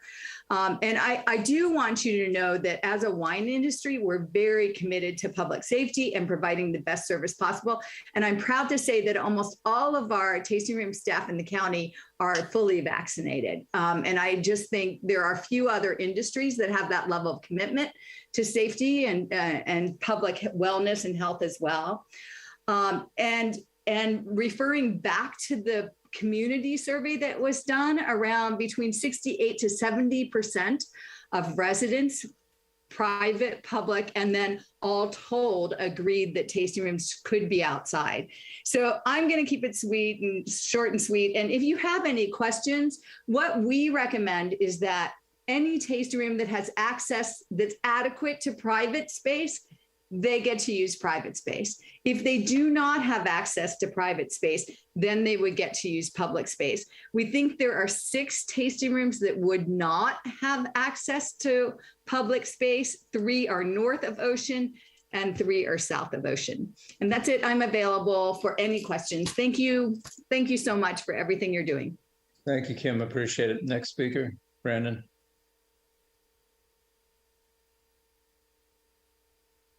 Brandon, you're muted. Sorry, you think by now I know how to use this. Next up, we have Richard Kreitman, please. Hello. Yes. So as a retailer and someone who's in my gallery right now, it really comes down to requiring masks indoor or not. So I guess one question, can you, Chip, can we locally under this emergency require masks indoors? It's gotten very difficult for us who have businesses to try to negotiate the last few weeks or month or so with, first we were all opening up and we have signs that say masks appreciated, required if you're unvaccinated. How do we know if someone is unvaccinated? Excuse me. And do we trust people who are unvaccinated to be honest about it? So my question is, can we, and it would certainly, as far as I'm concerned, and some of the retailers, make life easier for us if we were able to say, please wear a mask, it's required in Carmel-by-the-Sea indoors. Will we lose business? Yeah, I guess so. I've had people who turned around and walked out when they were asked to wear a mask. And would those have been good customers? I don't know. But that's what it really comes down to for many of us. Will masks, or can we, again, require masks? And with the change, with the Delta variant, with people, I've now heard of people within our group of acquaintances, friends of friends who are fully vaccinated, are now have the Delta variant. Some became very ill. It's going back in the other direction, most unfortunately. And as I say, for me as a shopkeeper, I would appreciate the ability to say, yes, you must wear a mask. It's a local ordinance. Thank you. Thank you, Richard. I appreciate your brevity. Next up, we have C. Shamas. Hi there. Thank you, Mayor and Council, for your time. I know you guys have had to make tough decisions, especially the last year and a half. My name is Kobe Shamas. I manage our Carmel tasting room for Han Family Wines. Brandon, would you start the clock? Sorry, that won't penalize your time there, but the clock is running on Richard's time. Yeah, it's okay. I think Ashley and I are tag teaming this right now, so I think she's resetting the clock. There we go.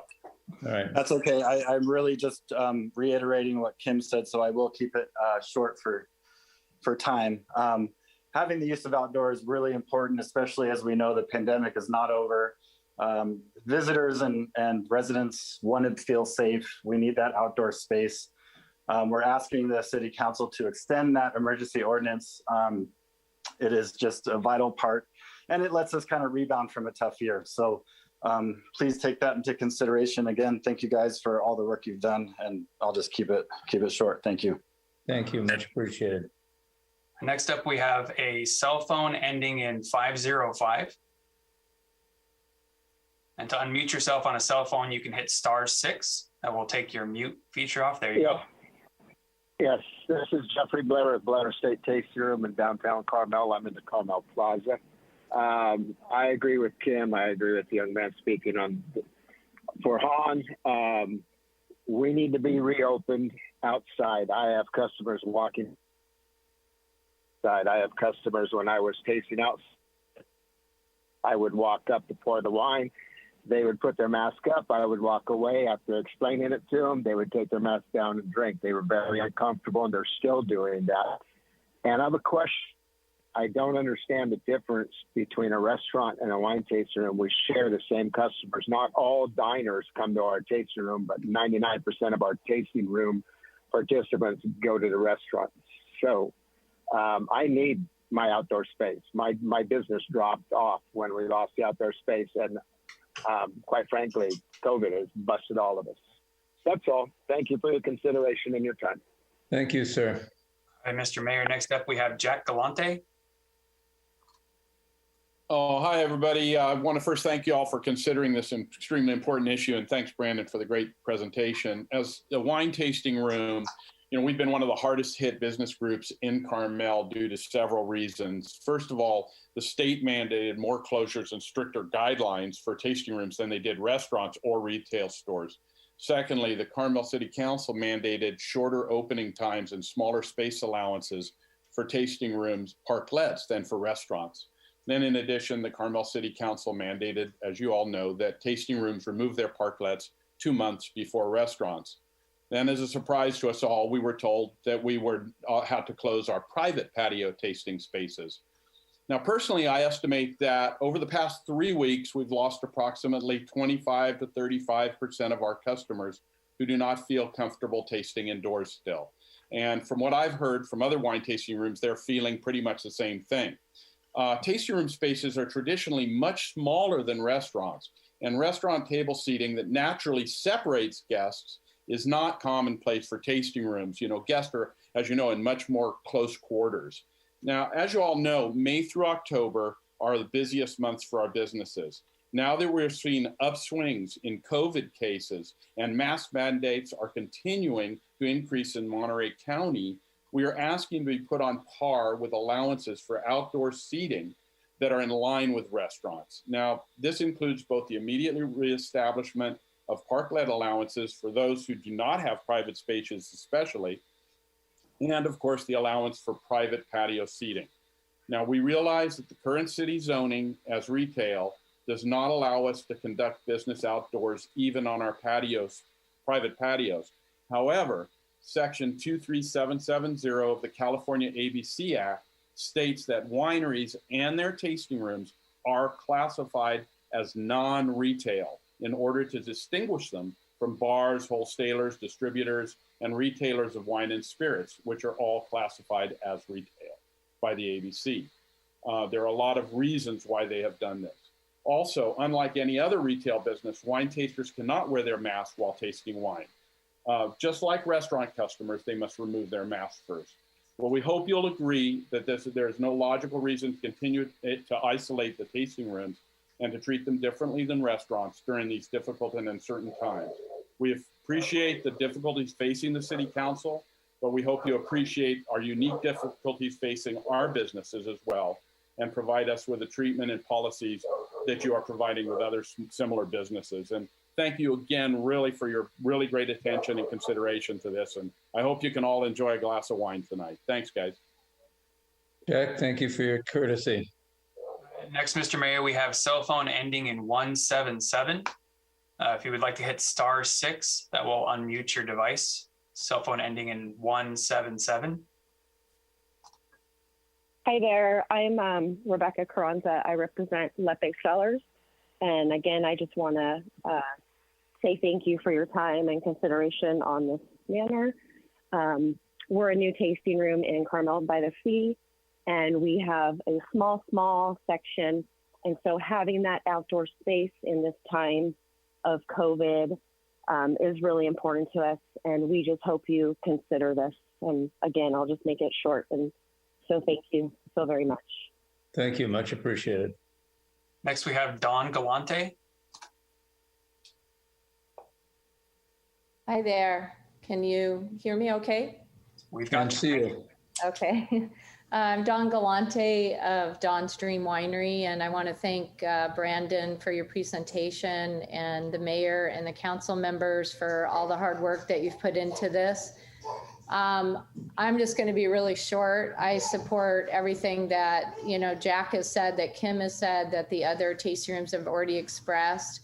I'll add one thing, in that I also am seeing an uptick with my employees wanting to feel safer in the indoor area, particularly in our Galante tasting room, because the space is a lot smaller. So as we're packing in people, trying to find seats for them and not being on the patio space, I've heard from more than a handful of my tasting room staff starting to feel a little uncomfortable. But again, I appreciate, all your thoughts into this and to be able to help us navigate to be outdoors until things improve and until we have time to work on other things. Thank you. Thank you, Don. All right, Mayor, next we have Kenny Spilfogle. Good evening. Can you hear me? Yep. Okay. I want to thank Council and Planning Commission and everybody at City Hall and the Mayor for the giving us what we've gotten in the last couple of years. We, as restaurants, we really appreciate having the opportunity to build outside and properly take care of our customers. So I did want to say that. As far as what's happening, George Washington University and several universities have come out with articles. If anybody wants it, I think I've sent it to most of council about anybody that's not vaccinated should not be inside. And they were calling out on bars and restaurant. It was this morning, CNN Health, and we're seeing upticks of 34 states that have 50% increases, 48 has 40, the whole United States has 10% increases, and they're projecting 200,000 cases in the next 4 to 6 weeks. That's significant. Hospitals like Memorial are showing an uptick, and our employees are concerned. They're wanting to wear masks, and of course they could do that. Our customers are asking for more outside than I've seen in quite a bit of time, and not wanting to sit inside. Parents with kids definitely do not want to be inside and concerned. Even my personal assistant that was gone for a week came back a few days. She was wearing a mask. She's been vaccinated, had been vaccinated for 2 months. She tested positive and she was gone for 3 weeks. So, I mean, it's a significant thing that's occurring, and I think we need to address it. I spoke to my contact at Sacramento a few minutes ago, and there are things coming our way. Obviously, because of the election in our state, the governor is trying to go slower, but he would be going faster if he didn't have this his own monster attacking him in September. Thank you. Thank you, Ken. Next speaker. Mr. Mayor, for now, it looks like that's all of the hands that I had raised, but I suppose we can pause for a moment and see if anyone's having trouble getting their hand raised.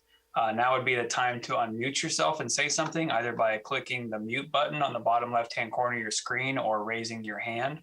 Mr. Mayor, I received a text from Mr. Tice.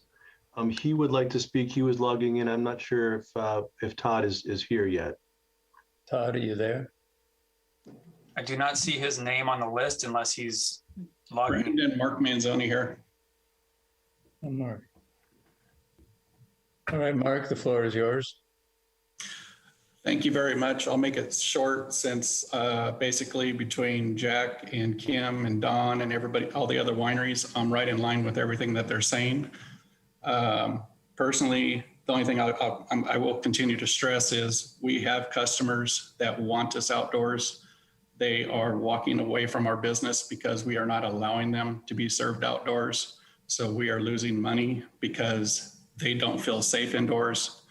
The only other thing I'll add is I have talking to those customers, talking to other people that I know in the industry from other regions, whether it be Napa, Sonoma, Paso Robles, Lodi. From what I'm hearing, we are the only city that is not allowing wine tasting rooms to serve their customers outdoors. The ABC encourages us to be outdoors. So that's about all I've got to say. Brandon, thank you for everything you've done. Thank you for this topic being on here tonight. I think it is very important. Thank you to the city for allowing us originally for the emergency action to be able to be outdoors, because had that not happened, I know for us personally, we would have shut our doors and we would not be in business today. So that's all I've got. And I want to thank you for allowing me to speak. Thank you, Mark, for taking the time to testify. I appreciate it.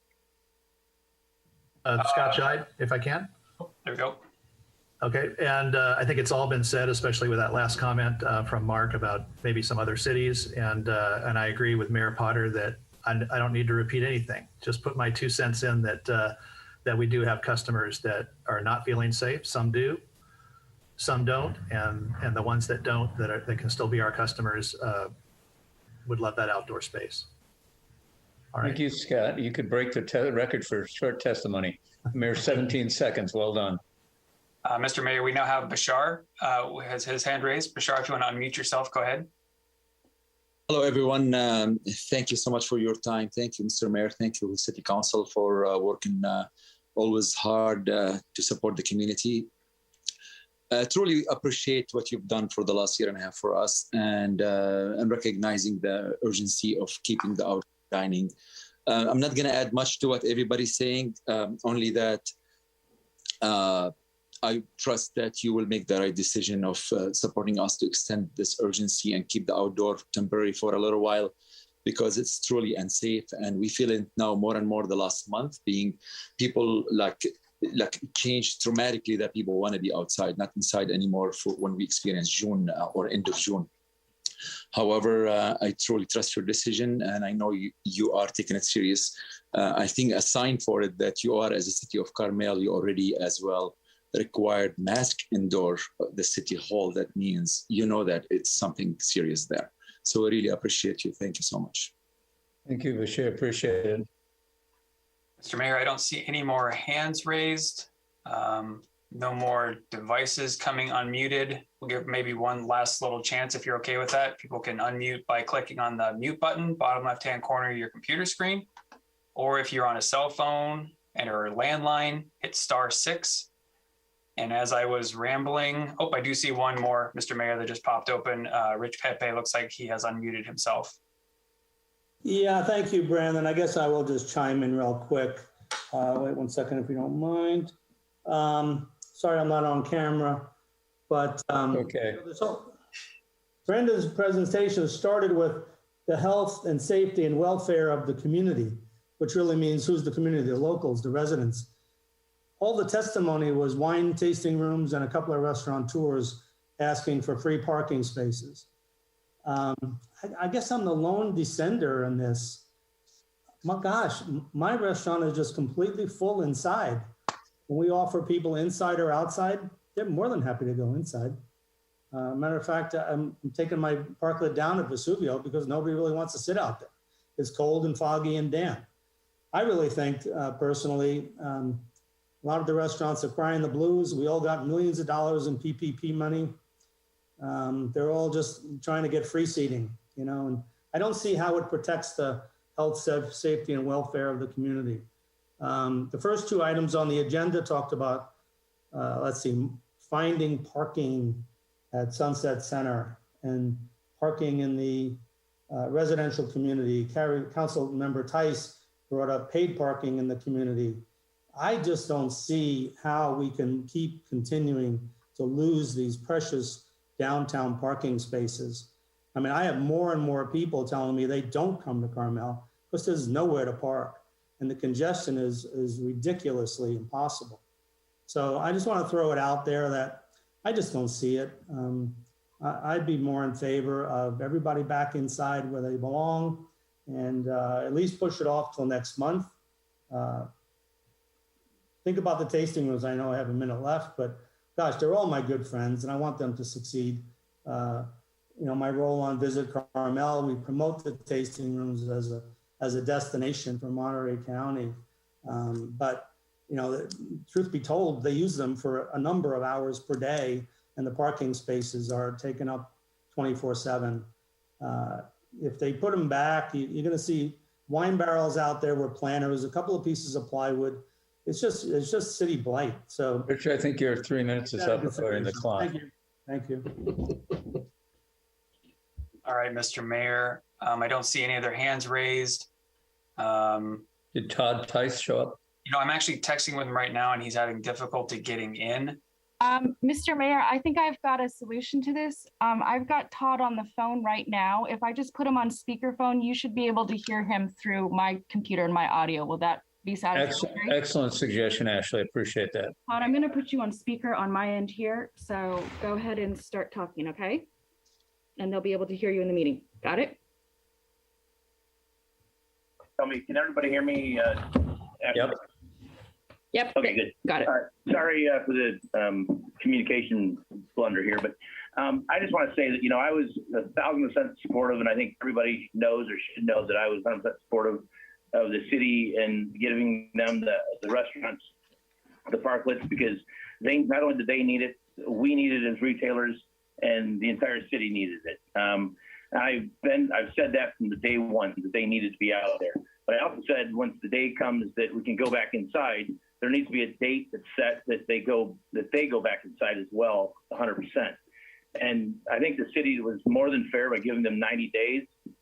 I heard someone say earlier that the people that don't want to go inside, well, what about my customers? You know, there's a lot of retail stores out there too that, do you think every single person that comes into my store wants to be in there? I mean, I'm not saying they don't, but I'm saying it can't be both ways. So are they the people that only want to be outside? Are they only eating?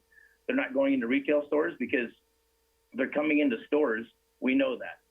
So I think that the city's been very, very fair, and you know what? There's a time that it needs to end, and because when is it going to be over? Is it going to be Thanksgiving? Is it going to be Christmas? Is it going to be September 15th?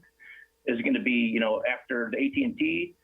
When's it going to be? I think the date's been set, and I firmly believe it should stay there. The city council has set the date, and I understand the COVID issue with the Delta variant, but you know what? Like they said also, you know what? If you've been vaccinated, your likelihood of getting it is still there possibly, but to get sick from it is very, very, like less than 0.4% to get very sick from it. So yes, you may get it, but it is going to be like the cold, as they say. And let's be honest, none of us here are experts. Even the experts aren't really experts right now because everybody tells us different things. So I think we need to take things as they are, and let's move forward with what the city council set forth, and let's move from there, and let's get back to where we were. And if the city wants to have outdoor dining in the future, then there's a process to go through that, and let's go through that entire process, including a parking structure so that we can have the parking, because as I went through town last week, I took pictures of 33, I think it was 33 parklets. So that's, you know, some of them are only one space, so that's 60 to 64 parking spaces that are taken away from the rest of the retailers in town. And, you know, we have clients that come to town and cannot park, and they leave. And I was fortunate, one of them actually went to Monterey, got an Uber, and came back. How many of them did not come back? The number we don't know, we'll never know. So I'm just saying we need to be fair to all businesses, not just the restaurants. Like I said, the restaurants needed them. We supported them, but now it's time to move on. And I think that all businesses in town are very, very important. And it's not just the restaurants. And you guys all know I go to most your time is up. Regularly. Todd, your time is move up. on. Thank you. Sorry. Thank you, Todd. Thank you, Todd. All right, Mr. Mayor, at this point, I don't see any more hands still. Last chance for anyone to unmute themselves, but I think we've given a lot of time for that to happen. All right, we'll close the public comment period then. Brandon, bring it back to you for any comments and perhaps an answer to Richard Kreitman's question. Remind me of Mr. Kreitman's question. You wanted to know if it would be possible to mandate masks for wearing inside. Thank you. So I have an answer to that one, and I have answered another question. I'll start with, I did hear a question about, you know, what's different about restaurants and wine tasting shops. Our code and our policies adopted by the city council do draw a distinction between them. Wine tasting shops are considered retail stores in our city code and our policies right now, with specific regulations about percentage of wine that should be served and drank, with the rest, that's about 30%, actually 30%, with the rest of that space to be used for retail. That is currently how the city looks at wine tasting shops. So that answers the question of why they're different from restaurants, is because that's how our code and our city policies look at them. The question to Richard Kreitman's question about can the city require masks, I'll have to defer that one to our city attorney, Brian. He may have an answer for that, but I will say along those lines while Brian's magically appearing as he does so well. I will say along those lines that there is nothing precluding business owners from requiring their patrons to wear masks. There's nothing in a city ordinance or city law that says you can't put up a sign and refuse service to people that show up not wearing a mask. As to requiring, I don't know, Brian, perhaps you have an answer to that. Well, the last time I looked, and I believe this is still the case, and I can confirm it, is that you can encourage mask wearing, but you cannot require it as a condition of attendance at a public meeting. There's a number of reasons for that, including individuals that may have health issues, and then you have the problem of how do you confirm whether they do or don't have a health issue if they say that's the reason why they can't wear the mask. Perhaps they have limited breathing capacity. There's other limitations as well, but the law, as I understand it, is that you cannot require masks, but you can encourage masks. Having said that, you can take or make efforts to try to let's say, put into a different part of the location for your meetings, folks that are choosing not to wear masks for whatever their reason being. I do know that your council chambers at your city hall are somewhat small, and so there might be issues there. You might need to have your meetings at a larger location. So those are some of the issues that I think you would face. And Councillor, I think the question also was two-pronged. Perhaps it was public meetings, but then I think the question was, can the city enact some sort of ordinance or regulation requiring businesses to require masks indoors? Well, I think you would have the same considerations as well because of the health issue problem. And how do you verify whether or not somebody is not wearing a mask because it's a health issue or not? And if you start asking them questions about, well, what is your health condition, then you get into HIPAA issues. So there's a lot of considerations that would need to be analyzed there.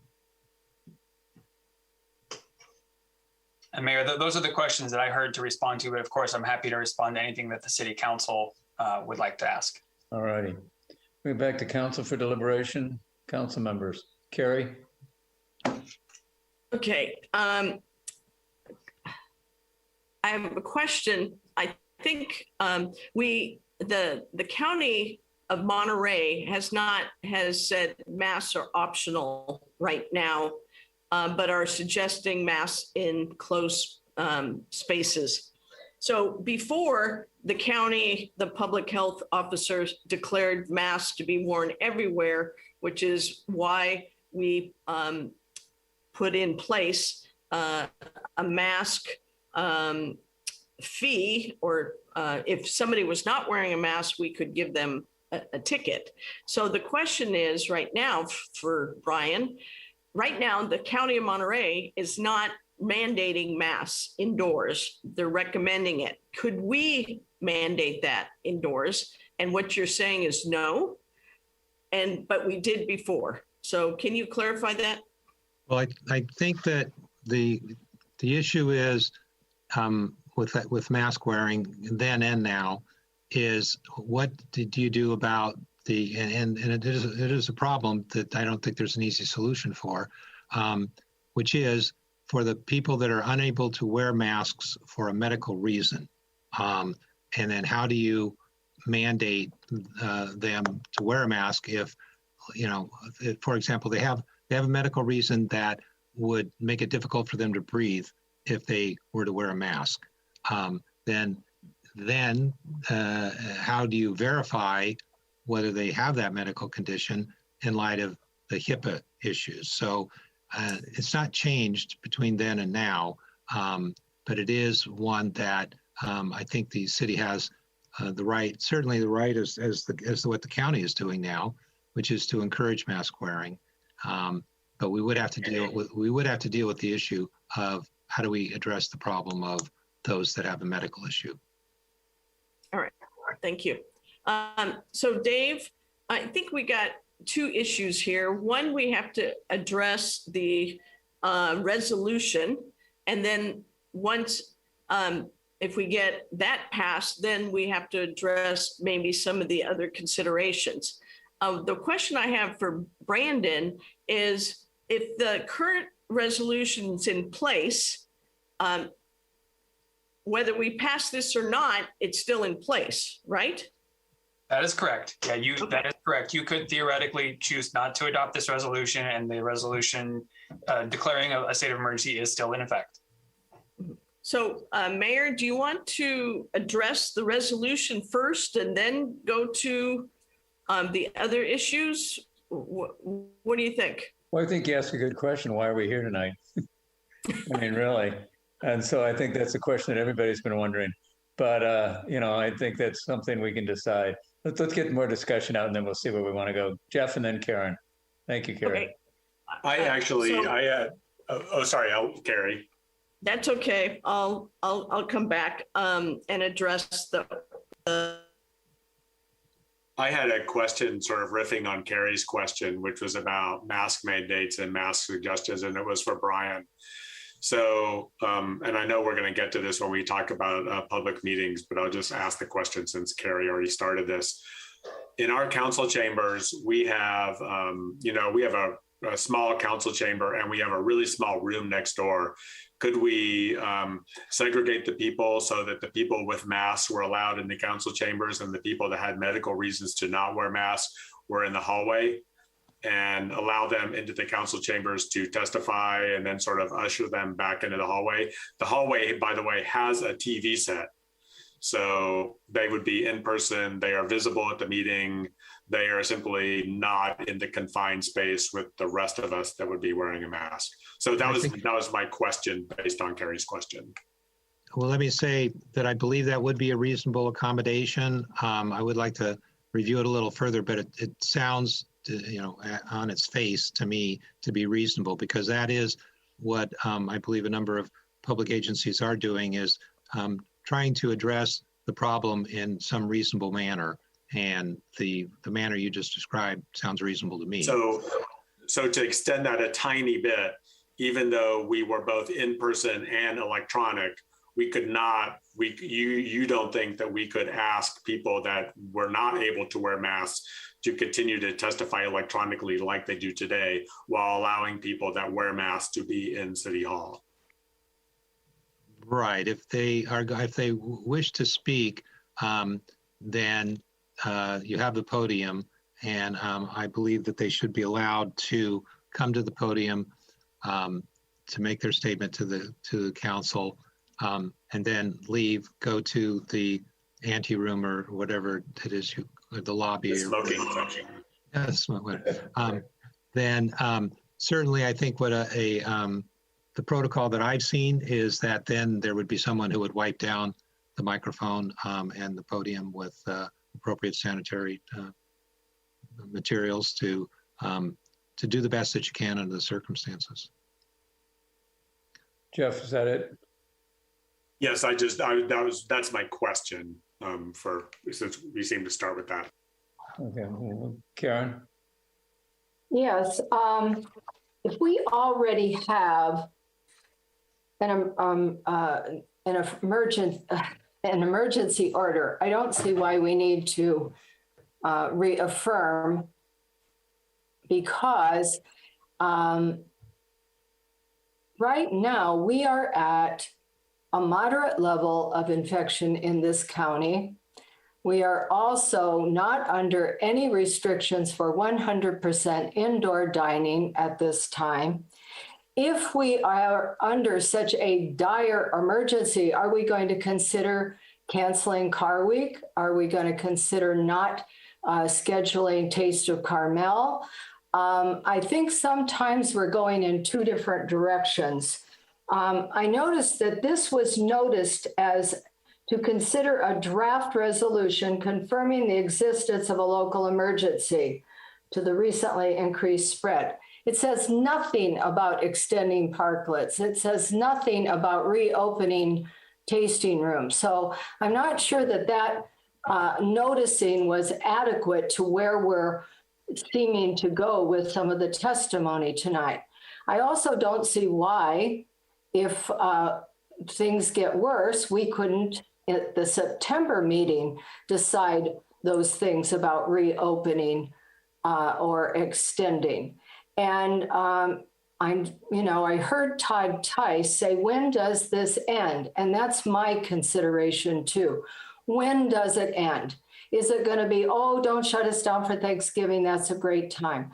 Oh, please let us go through Christmas. Oh, New Year's, then Easter. We have to have an end point. And until we have a declared dire emergency coming down from the state or the county, I don't think we can continue to ignore our general plan, our local coastal plan, our ordinances, and our policies any longer. We have put aside a 3-page list of things for over a year.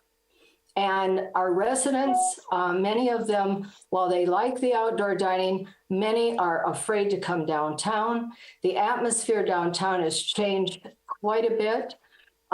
It's not as easy to walk around on the streets and feel quite safe walking by. It's like walking through a restaurant every time you walk downtown. So I am very reluctant to go forward with any new extensions at this point.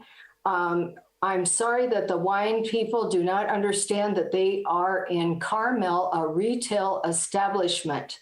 They are not wine bars, and they are not wine bars for a reason. No one wanted wine bars in Carmel when they were given the opportunity to open as tasting rooms. And I really think that we have to get back to upholding the things that we said we would uphold when we were sworn in as council people. And that is our general plan and our local coastal plan and those ordinances and policies. If we want to change them, which we may want to do, there is a process to do that. And maybe we should start that process as soon as possible. But I don't think we can continue to put those policies aside. Thank you, Karen. Bobby, did you want to opine before I get Brandon to ask the question of why are we having to the Carrie Tice question?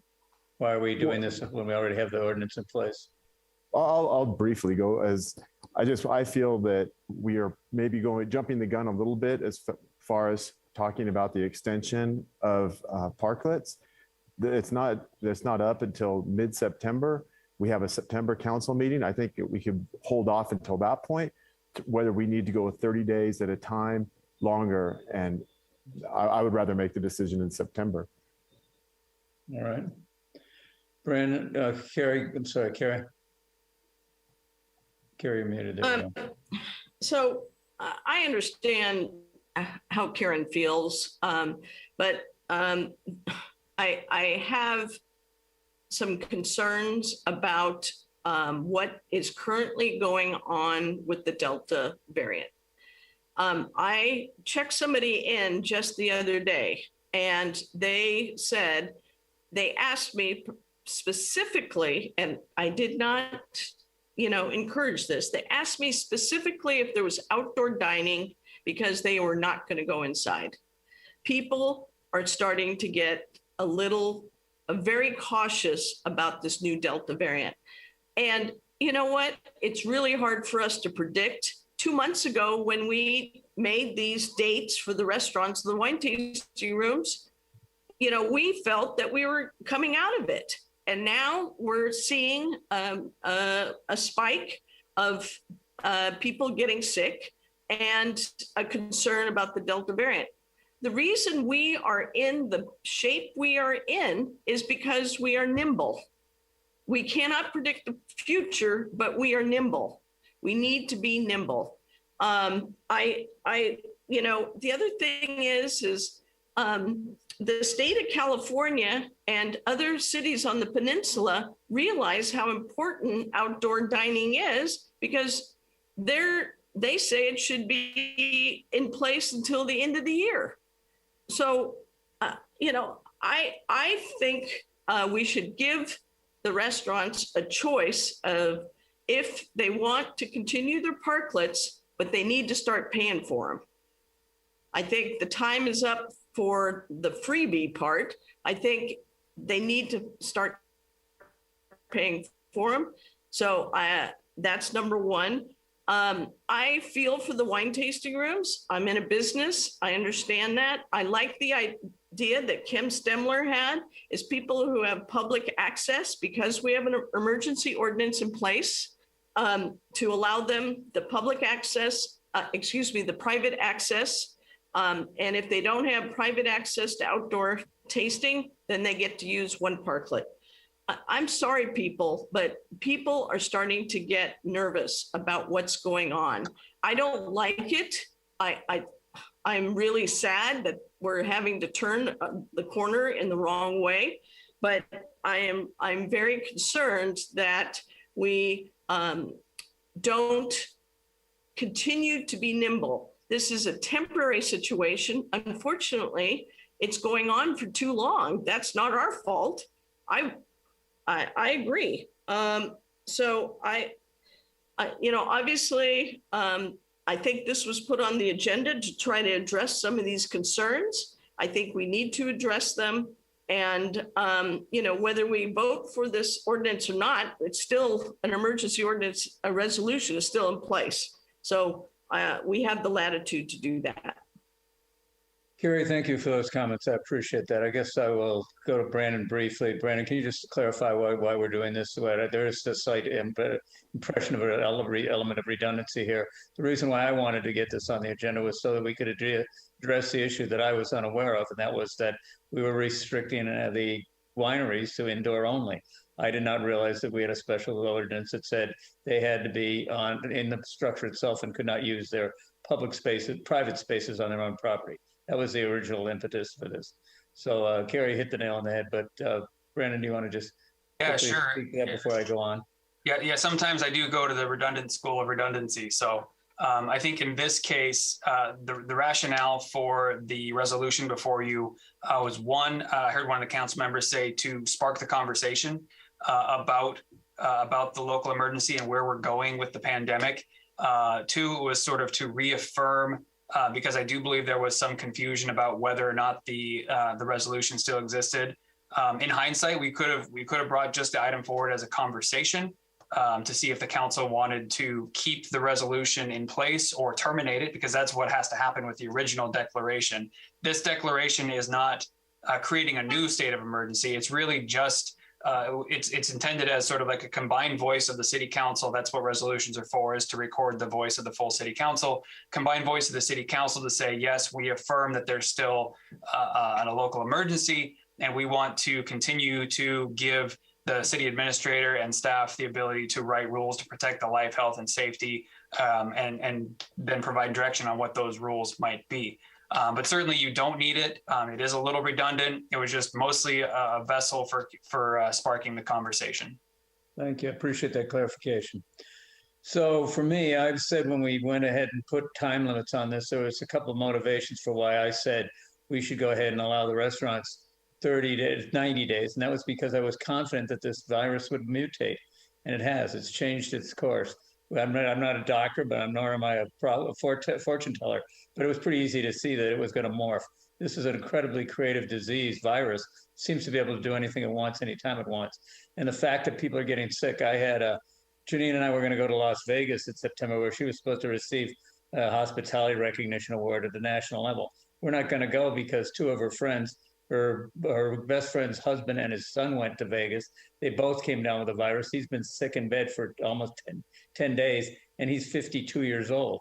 So this thing is pretty indiscriminate about how it takes people down. It's not age related. So I think that was one of my main reasons for going forward with this. To Richard Craven's question about what are we doing about these people that don't want to put the mask on, but I'm losing business because of it. I saw an incredible incident at California Pizza Kitchen a couple of weeks ago with my wife where we were having lunch. The guy came in, ordered a beer, and sat at the counter and berated the woman that was a waitress for having a mask on. Completely opposite of what I thought would happen. I mean, she said, she tried to explain it to him. Finally, I looked up and said, she's not the manager. He says, hey, what do you know? So we were going to get right into it. I had the good sense to step away. But still, this rage about, people element of impoliteness that's out there is unconscionable. So Richard, I wish you the best in enforcing, because I think you're gonna have problems one way or the other.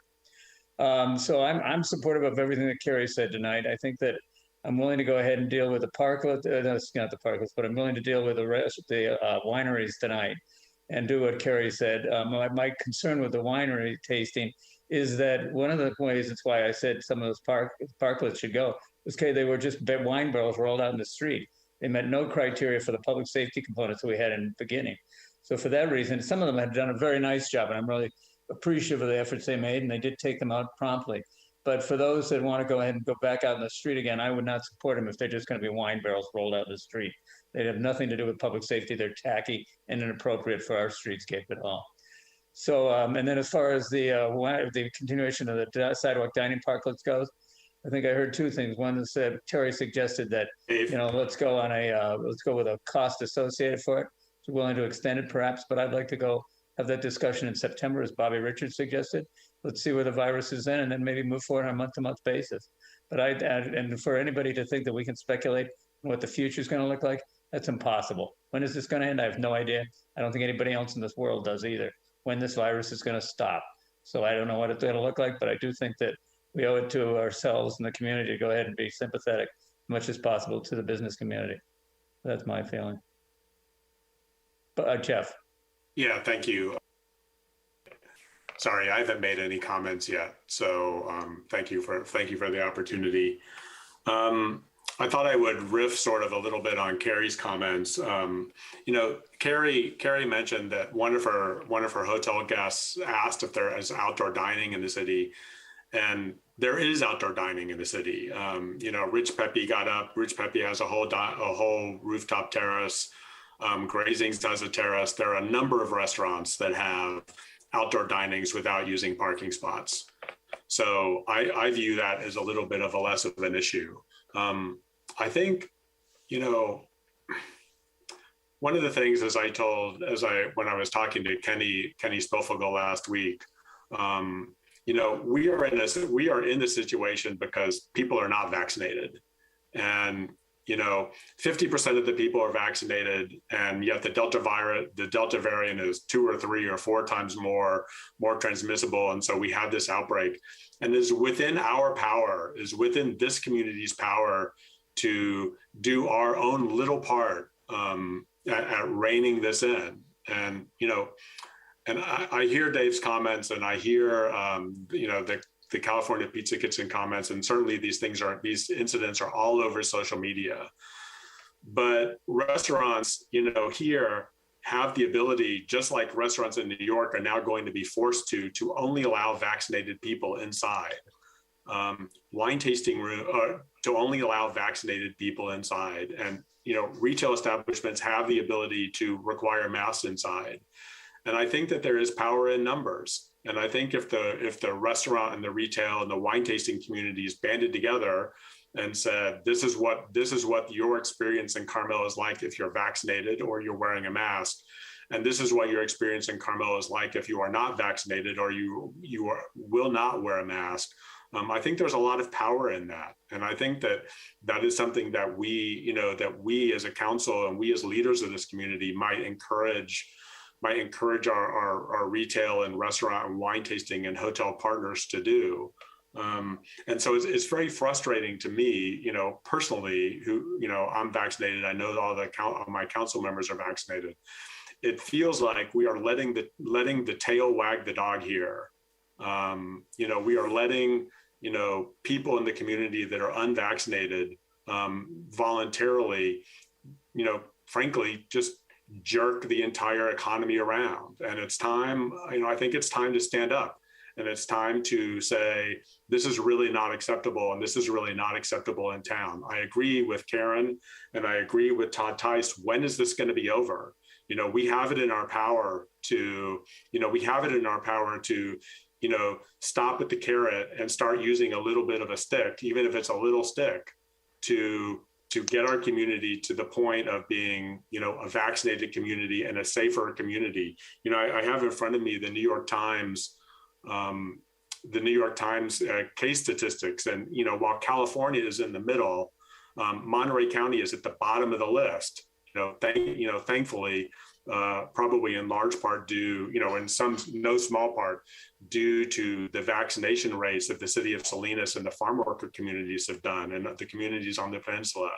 We are there, and I think it's time. I think it's time that we stand up. So I agree. I'm having a problem. I think we need to get back to normal. That is really important to me, and I think we need to encourage our partners in the industry here to help us get back to normal and to get to that point. I know that even I've always been one of the more paranoid people, and now I start to have a problem with eating inside again. But I would feel a lot more comfortable eating inside if I knew that everyone else that was eating inside with me was vaccinated. And I can't explain it. The number of breakthrough cases is small. They get a lot of publicity. We were always anticipating these breakthrough cases, but we need some help. And I think it's time that the council and the city should take a stronger position than what we've been doing so far. Jeff, if I could just ask you, continuing that debate or that discussion, how would you go about doing that? Because we had such a hard time enforcing the mask mandate. We said there was going to be a fine for not wearing a mask in this town. It was very, very difficult to enforce. Now you're saying we need to be able to allow only people that are vaccinated to be in the city. I know it's a difficult proposition, but I think it's up to the shop owners and the restaurateurs and the wineries. And I think that perhaps there's a different set of rules, certainly a different set of rules for khakis versus Il Fornaio. But I think that there is power in numbers. I think that it is within our power to basically require unvaccinated people to be outside. It's a tremendous effort. It would take a lot of effort on the part of, the business owners here and the public here to this sort of groundswell of work. But I think we could do it. And I'm sorry, I don't mean to be. I'm sorry. I know some people will find this offensive, and I do not mean it to be offensive. But I think that this is within our power to do. We are a small community. We are a close community. People here know what's going on, and I think that's within our power. Karen, then Carrie. Karen, you had your hand up first. Yes, thank you. I am still a little disturbed by the way this was noticed. I think had it said anything like reopening wine tasting outdoors or extending parklets for restaurants, you would have had a different kind of meeting tonight. So I don't think that it was adequately explained. If you just picked up the thing at the post office with the agenda on it, it doesn't say anything about those items. And here we are going down the road of reopening the wine tasting rooms. I'm sorry, but I'm a stickler on that. I do think people need to be informed properly. I also think we have a real equity issue. And one of the questions on the survey, and the survey for outdoor eating in the future has nothing to do with what we're talking about now. They're two separate issues. I realize that. But I don't think people understood the equity question at all. How is this equitable? That our retail establishments, our nail salons, our hair salons, and everything else have not been allowed to operate out in the street. Yet we have subsidized one or two categories of businesses over all of those other businesses. And I'm sure that their sales have been impacted by parking. If you have a 2-hour parking space and it takes almost 2 hours to eat, you have little time to shop, and then you have to move your car. And I'm not sure how many people come back in order to shop. So I think we have an equity issue. I think we have an issue with how this was noticed to the public. And I think that any decision on the parklet should be put off until September. And I'm sorry, but the wine tasting rooms are retail establishments. We don't want the cosmetic people out on the street. We don't want people selling things out on the street that are supposed to take place within 4 walls. Those are our rules. And if we want to change them, there's a process. Let's start a process. All right, Carrie, and then let's get some direction to the staff here. I just, I understand where Jeff's coming from here, and, we're all tired of dealing with this. But what about, there's certain people that can't get vaccinated, like children. And so I think it's really our duty to give options of being the most safe environment. And right now, being outside is the most safe environment. We, when this virus got started, we didn't know much. We know a lot more now. Being outside is where you need to be. And so I don't think we can, as a city, ignore trying to have safe places for people. So I'm not comfortable with that. And so if I'm just not comfortable with that. So I think we need to offer safe places. And this virus is all about comfort as well. Some people are very comfortable, some people aren't. And we're seeing more and more people get uncomfortable. And I don't think we can ignore that. That's my concern. All right, so I'm going to look at Chip or Brandon. So we could do this via vote, to go ahead. Basically, what we're doing is giving you the authority that you already had to go ahead and do what we'd said before. But I do think you need a vote to go ahead and ring the bell regarding outside dining. That's what I'm hearing. Not outside dining, outside wine tasting on the properties that they own. That would be my thought tonight, and then we'll discuss anything else in September. Yeah, Mr. Mayor, so we would look at two things. One, does the city council even have any desire to take a vote on the resolution that you have in front of you? So that'd be the first thing, which you don't necessarily need, as we talked about earlier, but that would be the first item. And then two, you're correct, we'd want some sort of straw vote or heads up and down type of thing, giving staff direction on how we should be treating anything else out there. And it sounds like the only thing you want to focus on tonight as a council is the outdoor seating for wine tasting, and then punt everything else like parklets to September. That's my preference. I would like to talk about meetings too, since I know we were planning on going back, and we can certainly have that discussion after this one. Yeah, let's do that, Jeff. I appreciate that. Let's try to close this issue out. So I'm supportive of what Carrie had mentioned, that we would go ahead and allow outside dining outside wine tasting on the properties themselves. That's my motion, or not my suggestion. And then if you wanted to go to parklet dining, one parklet only, but the design review would have to be reviewed prior to the installation by staff. Isn't that the way it was before, Chip? Yes, sir.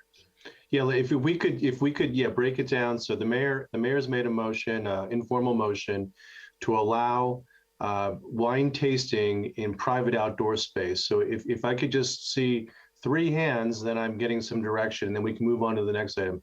I have 2, 3. Okay, thank you. How about the next item being for those wine retail establishments that don't have private outdoor space, allowing them upon design review and nice design, not wine barrels rolled into the street, allowing them to be in the public right of way.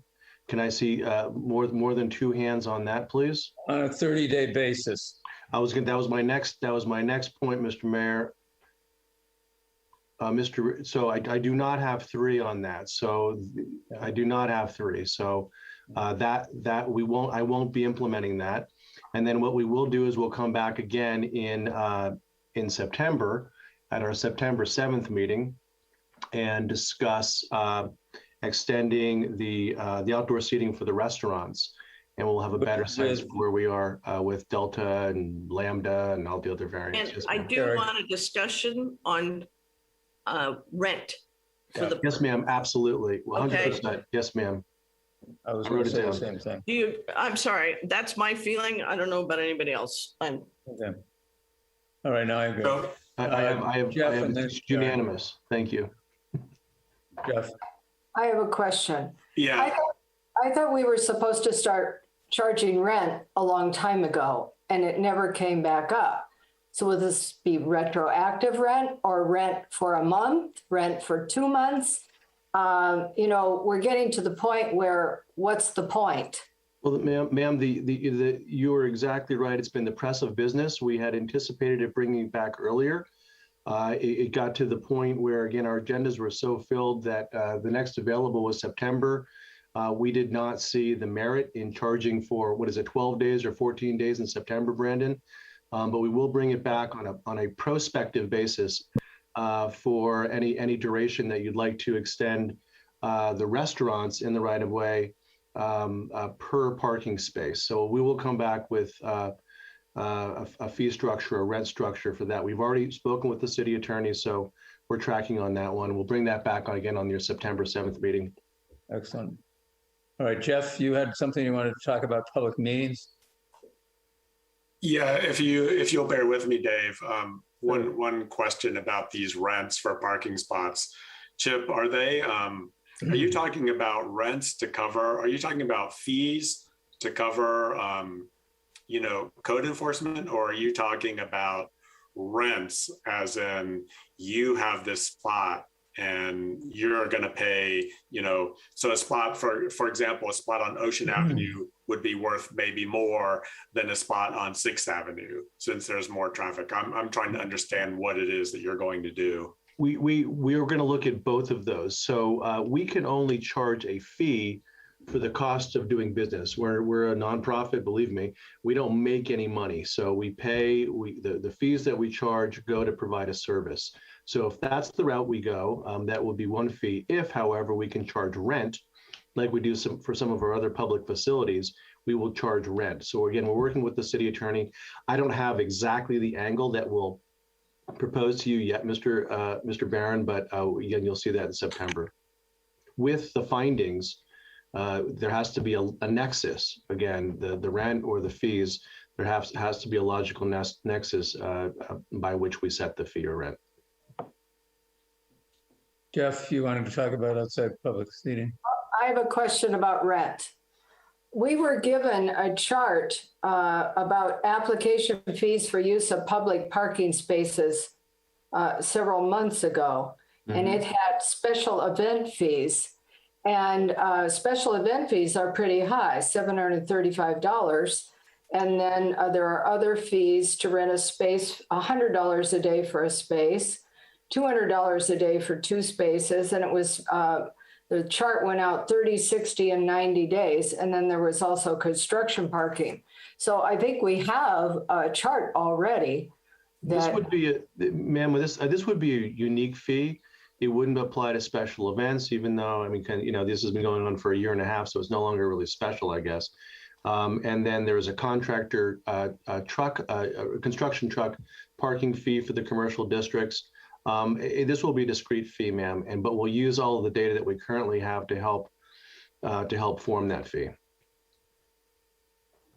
All righty, moving on to Jeff's question or comment.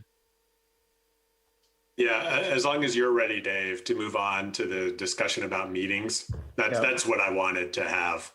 Sure. So we've given direction regarding wineries and on-site tastings.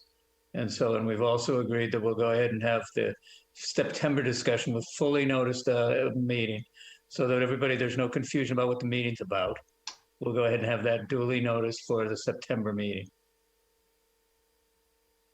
All right, Jeff, go ahead. Yeah, I just wanted to express my support at finding a solution, my vehement support at finding a solution to have in-person meetings beginning in September.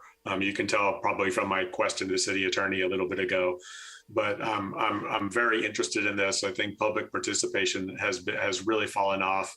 Obviously I just spitballed that idea of having the sort of maskless section out in the hall and, sort of ushering people up to the lectern and then back into the hall, to sort of keep everybody else safe. I would feel very comfortable, as I alluded to before, I would feel very comfortable being indoors in a situation like that, as long as a few simple precautions were made. And I'm hoping that we're still prepared to go there. That the council is prepared to go there.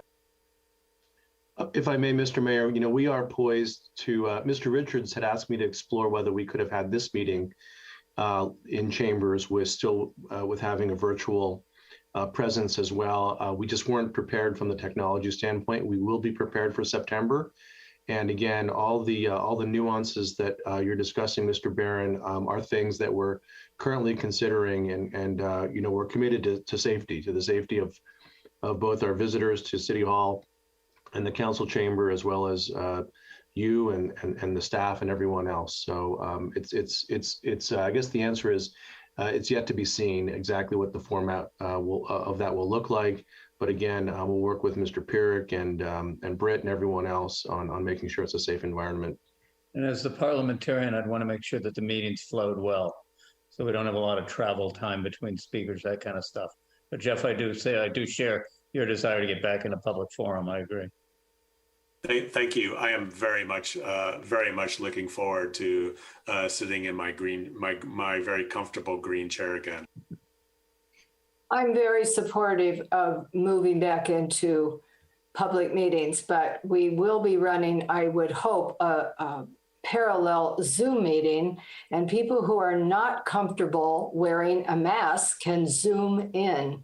I would prefer if people were vaccinated to come to the meeting or masked. And if they can't wear a mask or won't wear a mask, maybe that's the answer, is to have them Zoom into the meeting so that we all are more comfortable. I don't want to group up a bunch of people out in the other room if someone is going to take off their mask or not be wearing a mask. I think that's a concern as well. So a parallel meeting might meet that regard. Bobby, did you have anything you want to chime in with?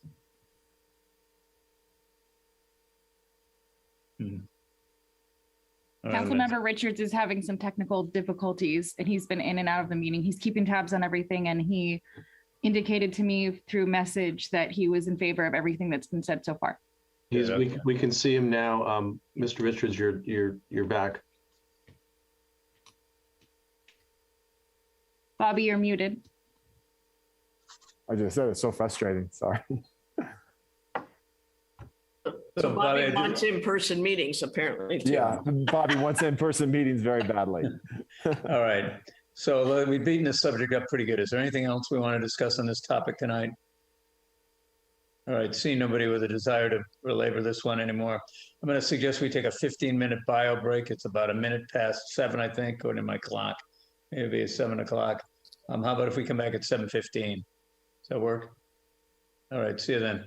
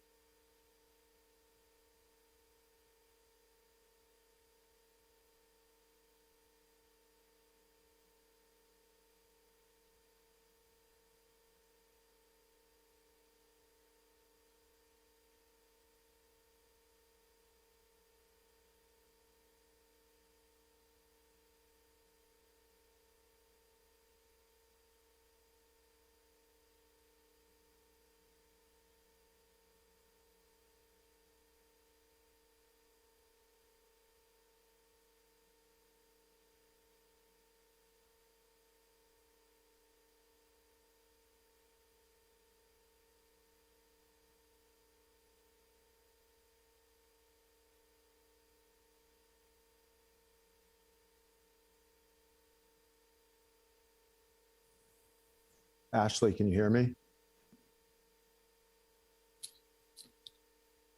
Can you hear me, Ashley? Bobby, I can hear you, but I don't think anybody's back. Oh, good. Oh, thanks, Karen. God, I am having so many problems trying to stay online. Oh, I'm sorry to hear that. 7:15, we're coming back. Yeah, no, I know. I ran upstairs to my room. I'm trying to get something going on here. I'm so disappointed in this hotel's website, internet. But at least you can hear me now, huh? Yes, and it worked really well when Todd Tice talked across on Ashley's phone. So if you have to, just call in. Yeah. And you could talk, make your comments known that way, or call into Ashley and she can hold up her phone. That worked really well. That's a good suggestion, Karen. I appreciate that. Bobby, I'm sorry to hear you're having problems. Yeah.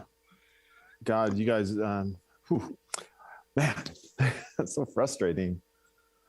Let's not forget we got a closed session tonight too. I know. Sometimes at night when people in the hotel rooms with so many people are pulling on the internet, it seems to really get shaky. Yeah. Oh boy, I'm getting Britt. Okay, I think I'm good now. Good. Okay.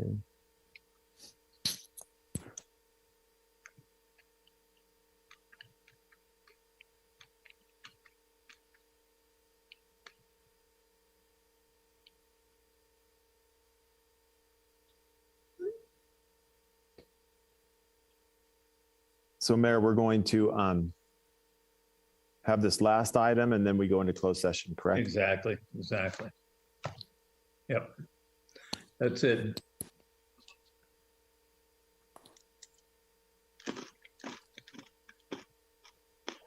Okay. I had a Diet Coke during the meeting last night and I couldn't sleep last night. Is that caffeine loaded? I think so. Oh man, it was terrible. I think so. I haven't had a Diet Coke in years. You really can't have caffeine after 2 o'clock.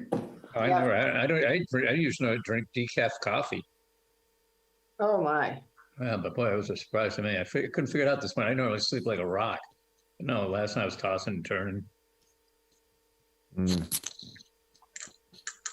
Oh, I kind of hung out and prepared for this meeting all day today and yesterday. I was just so disappointed that the internet isn't very good.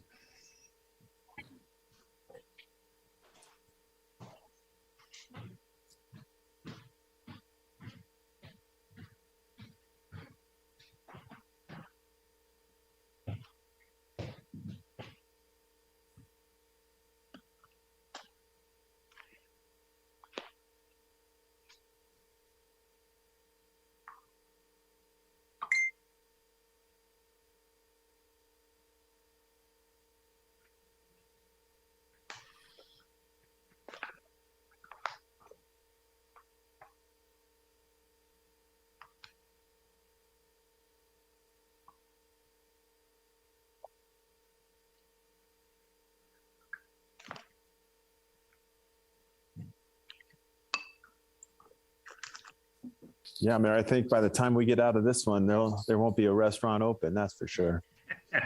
Exactly. I'm going to be eating pretzels tonight. I just had a half a cookie. But Hugo cooked salmon for me at 3 o'clock, so.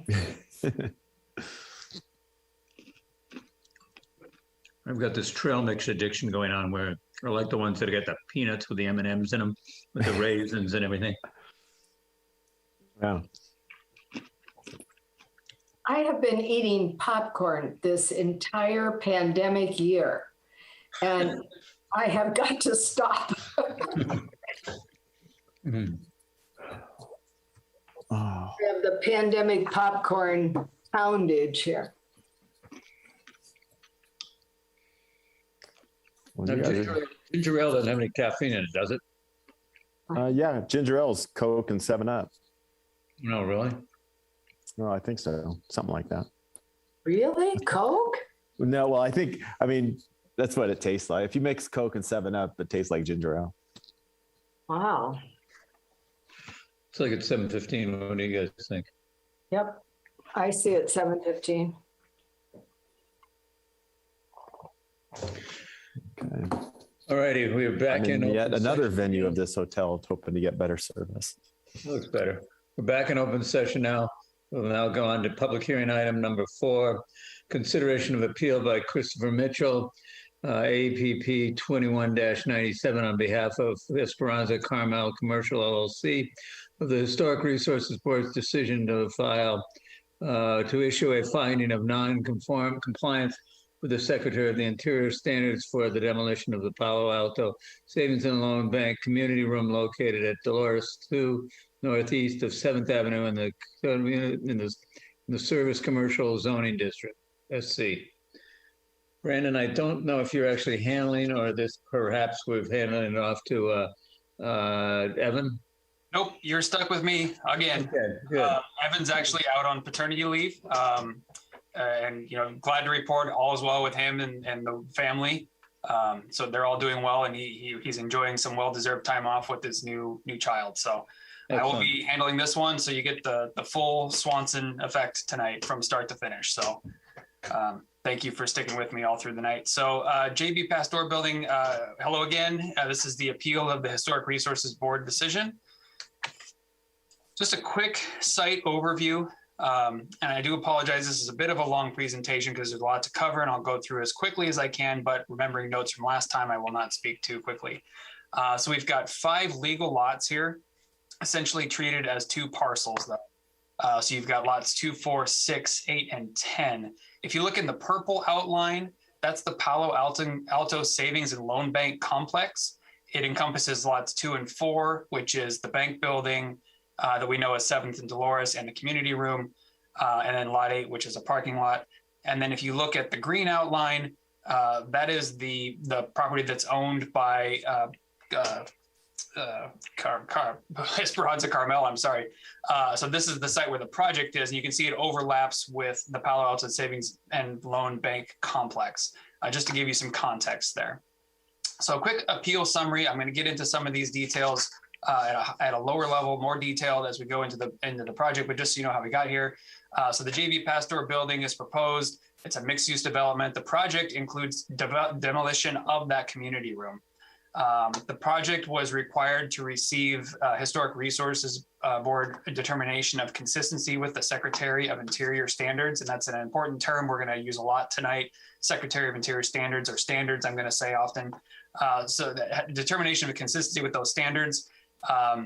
The site is eligible for the California State Register. It's not listed, but it is eligible, which means that it still gets treated as a historic resource under CEQA.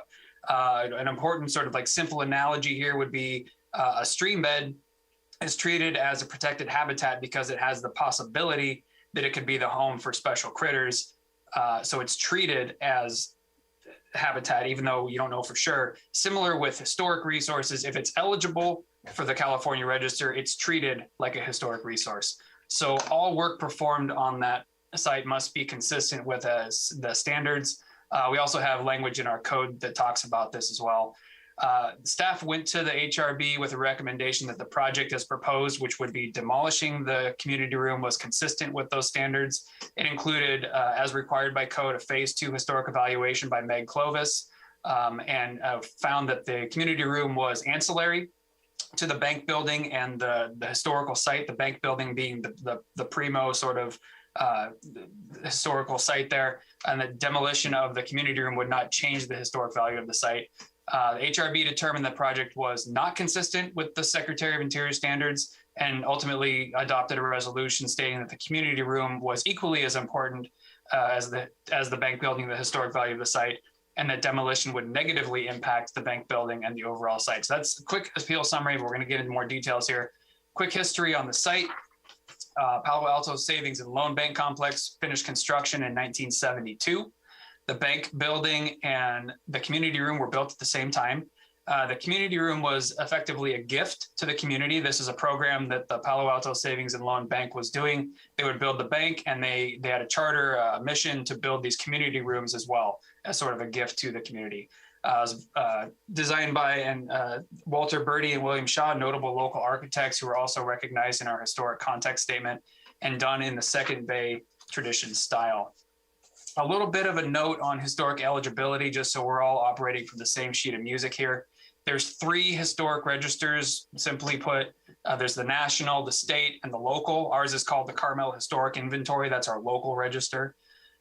So this site, not eligible for the National Register or the Carmel Historic Inventory. It's not 50 years old yet. There is an exemption for that if a site rises to the exceptional importance threshold, but this doesn't, and it's not covered in the historical context statement. The time period isn't. The property is, however, eligible for the California Register under criterion 3, which has to do with architecture, as a significant example of this type of style, the Second Bay tradition style. That was actually fleshed out in a 2001 report by Richard Janik, architectural historian. As I mentioned earlier, even though it's not listed on the California Register, the fact that it's eligible means that the property and the site has to be considered a historic resource for the purposes of Sql. You can see the guideline there, and it states pretty clearly that either if it's listed or, and this is important to be underlined there, or determined to be eligible for listing, then it qualifies as a historic site. So all of the modifications have to be consistent with the Secretary of Interior standards, which is why we ended up having to go to the Historic Resources Board for that review, because it is technically a historic resource, and so we have to get them because they are the sort of last word in that determination. So that's what, like I said, that's what got us to the HRB. The HRB was asked to consider consistency with those standards. The project, as I mentioned, demolition of the community room, and the plans for the future development, proposed development, were included as a reference only because one of the defining characteristics of the site was the spatial relationship between the community room and the bank building, which are on separately owned different parcels. But it was important to show that future development wouldn't change that spatial relationship. The merits of the project, though, the future project, were not under the purview of the Historic Resources Board, and similarly are not really under the purview of the City Council tonight either. You're just looking at the appeal of whether or not demolition of the community room is consistent with the Secretary of Interior standards. Those standards, I'm not going to go through all these, but they're here. The applicable standards are 1, 2, 5, 6, 8, 9, and 10. They're on the screen here. Staff found, in staff's opinion, after working with our historical consultant, Meg Clovis, who is with us this evening, that the project was consistent with these standards. That was our staff recommendation. As you can see here, staff recommended the project was consistent as conditioned.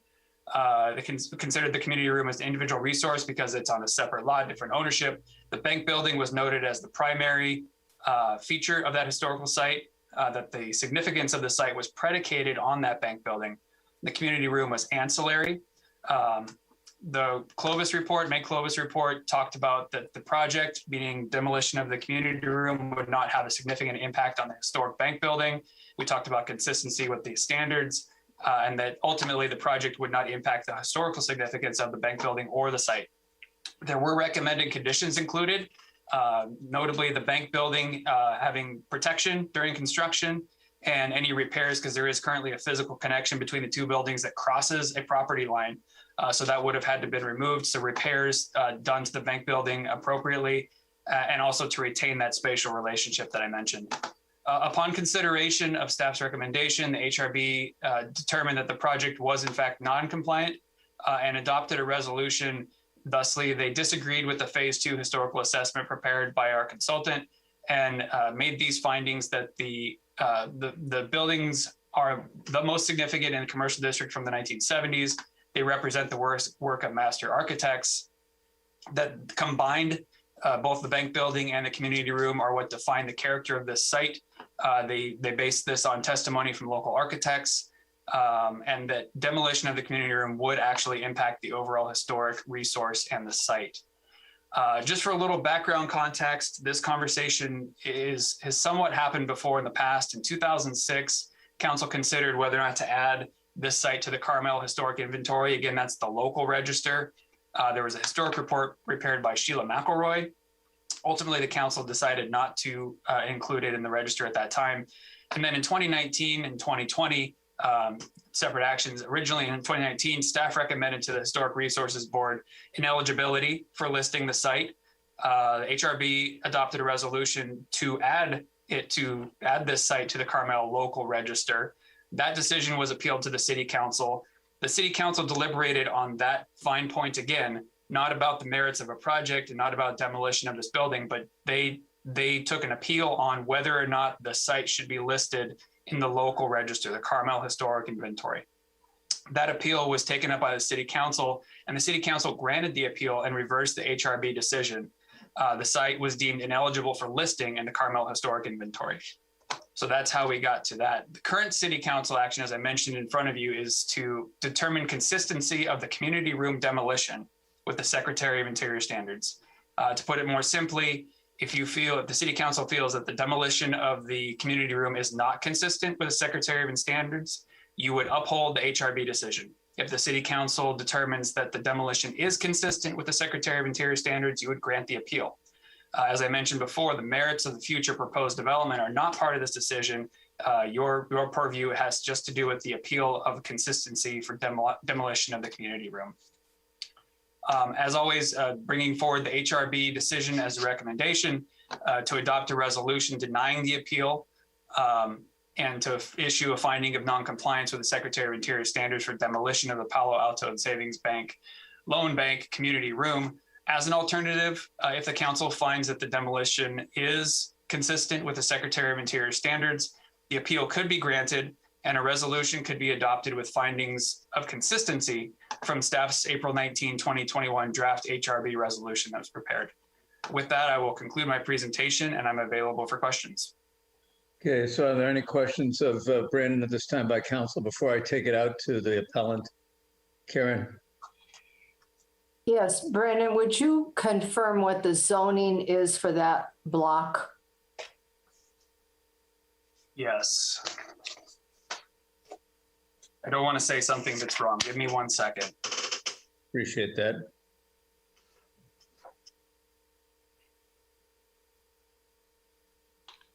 It's service commercial. Yeah. Thank you very much. You're welcome. Any other questions of Brandon? All right, see none. This is on appeal, so is there a representative of the appellant present? Mr. Lombardo, how long do you need for your testimony, including any experts or other witnesses? I hope less than 10 minutes. You want to save time for rebuttal or add that on? Yes, I'd like to add that on if possible. Okay, so 10 minutes for presentation. How long for rebuttal? 3 minutes should be fine. All right, okay. Floor is yours. Thank you, Mr. Mayor, members of the council, Anthony Lombardo, on behalf of the appellant. This is a little like Groundhog Day for me. I think this is the 4th time I've had this topic in front of the Carmel City Council this is a new city council, different city council than the last time, but I think this is time number 4. It's worth noting, I believe, that the last time when Mr. Kern and Mr. Peterson were in front of you, that was prior to the current owner's purchase, and that the determination of the city council made in 2020 was a condition precedent to the purchase of the property. In other words, Mr. Pastor would not have purchased this property had the city council not determined the project to be ineligible in 2020. If you could go to my PowerPoint presentation, please. And stop the clock, please.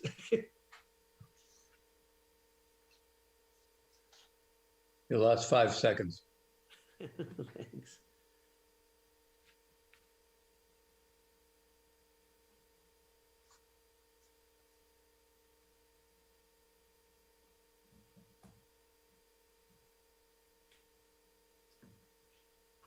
We can do a share screen if it doesn't work. Yeah, Mr. Lombardo, did you submit a PowerPoint to someone at the city to share for you? Yes, with Ashley, was it? Yeah, with Ashley, Brandon. Yeah, Brandon, I'm sorry. I'm working on it. This is, okay. I don't usually flip-flop back and forth like this. So please bear with me. I'm very sorry between the timer and the having both things going at the same time. Hang on just a second. No worries. Take your time.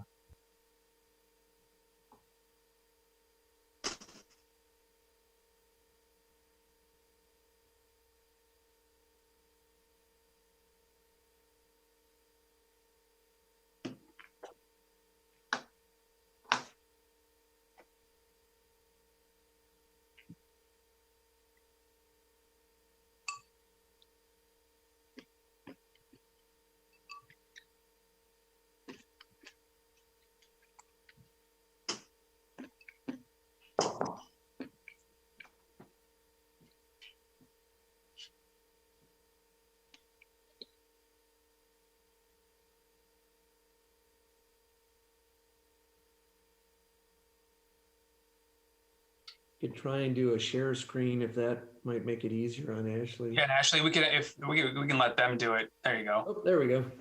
Perfect. Righty. Okay, so to a certain degree, I don't understand why we're here tonight. I understand Brandon's explanation, but this appears to be the exact same issue, and under your regulations, this determination has already been made fully and finally for purposes of the question of Secretary of Interior standards compliance. This is the action from last February on the top, and the highlighted section on the top. It says the City Council determined on February 4th that the property identified below does not constitute a historic resource. And then at the bottom highlight says, therefore, this determination will expire October 26, 22. Next slide, please. So this determination has been made by the city. This is an excerpt out of your historic resource ordinance. The section states, properties that are known not to contain a historic resource are those that have been subjected to an initial assessment or intensive survey and received a determination of ineligibility. That's exactly what the front page that I just showed you says. So in other words, this is a property that is known not to contain a historic resource. It doesn't say if you come back a year later or if you change your project. That determination was fully and finally made pursuant to 1732-130. If you go to the next slide, please. In fact, as the staff report pointed out, and Brandon said a moment ago, that you're here to determine the consistency with the Secretary of Interior standards. Your city code says, if it is determined that the property contains historic resources, the applicant shall be required to obtain a determination of consistency with the Secretary of Interior standards. This project has been determined by the city not to contain a historic resource. So the submission of this request to the HRB appears to be outside of the scope of your ordinance. In other words, you made a final decision in February of last year. That decision was good for 2 years. Your ordinance states that if it's determined ineligible, it is not historic. And your ordinance says if it can only be asked to be conformed with the Secretary of Interior standards if it was determined to be historic. So I don't even think we should be here this evening. Notwithstanding that, next slide, please. The city hired who I would say was one of the, if not the preeminent historical consultants in our area, Meg Clovis, the former county historian for more than 2 decades, I believe. She did a phase 1 and a phase 2 analysis and concluded that this building was not a historic resource, and the community building did not meet the criteria for listing as a resource on its own. She prepared a second report, next slide please, on March 21st of this year, where she concluded it's been evaluated for eligibility of listing on the merits of that building alone and does not meet the criteria for listing. So after the HRB voted 2-1-1, because there was one abstention, it wasn't 3-1 in favor. We asked Dr. Anthony Kirk to peer review Meg Clovis's report, and we turned that into the city as well. And Mr. Kirk concurred with the findings of Ms. Clovis that the building is not eligible under the California Register for criteria 3, and there's no reason that the room is historic and it can be demolished. So this is a 600 square foot building that if based on the analysis of Meg Clovis and Dr. Kirk has been significantly altered over its lifestyle. It's an adjunct to the savings and loan building. Its demolition will not affect the integrity of the savings and loan building. The building has effectively no practical use. It's a single 600 square foot box sitting right on the front of this parcel, as that Brandon showed you earlier, that completely obstructs the rear part of the parcel. And there is no evidence to support the conclusion of the HRB that this building is either significant or meets the Secretary of Interior standards. And that's not my conclusion. That's a conclusion of your own expert, Meg Clovis, the peer reviewist, Anthony Kirk, and in fact, the conclusion of every city council from 2001 to 2020, where this subject has been discussed. So we would respectfully request or respectfully believe that there is no basis for this appeal to have had to have been filed, because the city made a full and final determination that this was not a historic resource. And because of that, under your ordinance, they are not required to obtain a determination of consistency with the Secretary of Interior standards. I do agree with Brandon that, of course, as part of the environmental review for the project, which, as he mentioned, is not before you tonight, you will have to analyze whether or not the building potentially qualifying for listing under the California standard is a significant effect or not. But that's different than tonight's determination. We're not, as Brandon pointed out quite correctly, we're not here tonight talking about the project. It's only whether or not this demolition has to comply with the Secretary of Interior standards. The experts in the field have concluded that it does. Based on your action in February 2020, I don't believe that determination is even necessary. So we would respectfully request that the council support the opinion of its own expert, support the opinion of Dr. Kirk, support your staff's original recommendation that the demolition be found to be consistent, and grant the appeal of the applicant as we've done now 4 times, I guess, 3 or 4 times over the last 2 decades, and allow this project to move forward, because without this demolition, obviously it eviscerates a third of the land on which this project is proposed to be built, because this building sits right on the front of the street frontage of the 3rd lot. And we certainly agree with the conditions of approval that were recommended by staff in their original report to the HRB. Thank you. Thank you, sir. Does that complete your presentation? Yes, I'd save some time for rebuttal, but Dr. Kirk is with us in case there's any questions. But other than that, that was the extent of my presentation. Thank you. All righty. Before then, I'll go ahead and open up for public comment on the item. Any member in the public wishing to speak to this item, please come forward. 3-minute limitation on the testimony. State your name for the record. It'd be appreciated. Members of the public. Looks like we have Richard Janik first with his hand up. Certainly. Richard, welcome. Wait, they're getting me. Okay, got it? Yep. Do you have me? There you go. Start talking. Oh. Just going to read this through. You got a letter? Okay. The community room was an integral part of the original design of Northern California Savings and Loan in 1971-72, known simply as 7th and Dolores today, as evidenced by a drawing of the west elevation that was published in the Pine Cone in 1971. The community room is no afterthought or add-on. Rather, it was an original part of the architect's vision and design for this building, and indeed it was built at the same time as the rest of the building. This same drawing was submitted along with color photographs to the National AIA as documentation demonstrating Walter Burdy's skill and abilities as an architect. The outstanding design of this building played an important part in Mr. Burdy's being recognized as a fellow of the AIA in 1987. The series of significant reports submitted in 219, 220, and 221 attest to Walter Burdy's status in Carmel and the Monterey Peninsula, and strangely vacillate between preserving the community room in 2019 and allowing it to be demolished in 2020 and 21. The whole design program should be respected in its original form, community room included, which can be listed as 50 years old for the National Historical Register status next year on the state and national level. The 2020 and 2021 reports would allow new structures to be built that would compromise the integrity of the main building and would desecrate the entire southeast corner of 7th and Dolores.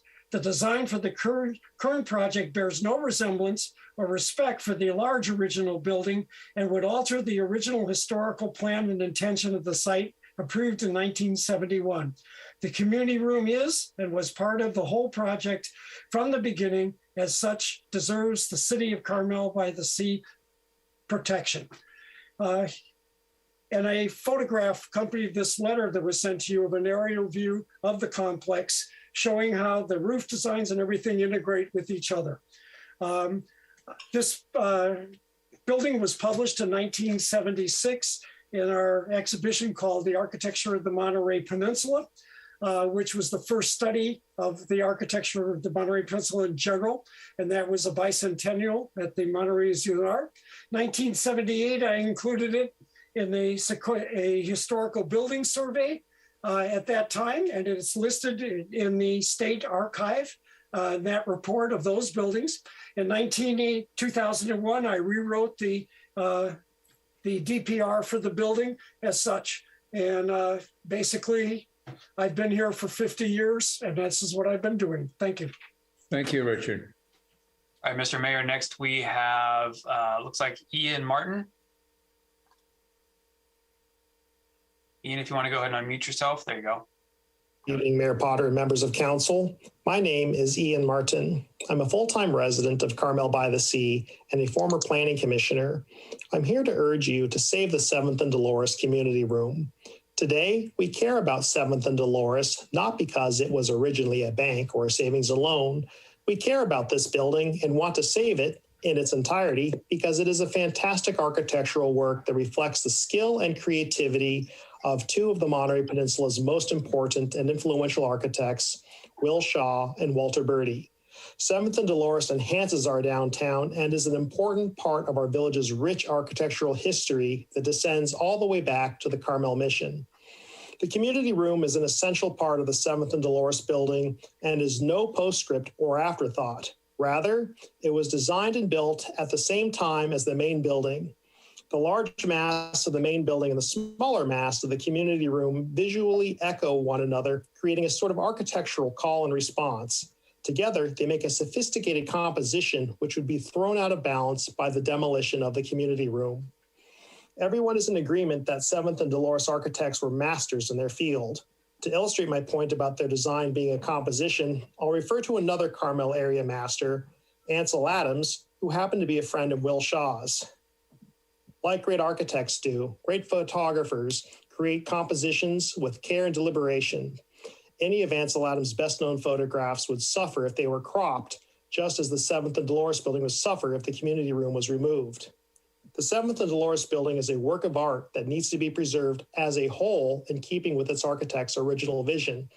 This is the opinion of our Historic Resources Board, and no one is more qualified to determine what buildings in our village deserve protection. Architect Eric Dyer, chair of the HRB, has served on that board for a decade and a half. Catherine Gualtieri has served on the HRB for even longer. She is also a former state of California historic preservation officer. Dyer and Gualtieri may well be the most experienced of any of our city's board and commission members. When they tell our community that a building is historic and needs to be protected, we should all sit up and take notice. Tonight, I hope you will honor and respect the HRB's hard work, scholarship, and expertise by voting down this appeal and preserving in its entirety Will Shaw and Walter Bertie's vision. Thank you. Thank you. Appreciate it. Mayor, next is CRA. Yes. Hi, this is Nancy Toomey, speaking on behalf of the CRA Board of Directors. And our board does want to thank the HRB team for their work to help maintain Carmel-by-the-Sea architectural charm in our commercial and residential districts. So kudos to that group. Regarding the community room, the noted architects of Bertie and Shaw designed both the original bank and the community room as a distinct combination with unified complementary architectural elements, not intended to have a separate future. There is no other location in Carmel-by-the-Sea commercial district that exhibits this unique design. And we also look forward to the October 2022, when the combined bank and community room building could be officially placed on our historical register. Plus, this location and architecture are recognized as significant in several important publications. For example, Carmel History in Architecture and Historic Buildings of the Downtown Carmel-by-the-Sea. CRA Board urges the City Council not to let this unique example of our architectural history slowly fade away by supporting and endorsing the recommendations made to you by the HRB team. Thank you. Mr. Mayor, I don't see any other hands raised at this moment. If you'd like to raise your hand, you can click on the reactions tab at the bottom of your screen. That'll open up the hand raising. Or if you're on your phone, you can hit *9. Looks like, there we go, VE Beach, which I believe is Victoria Beach.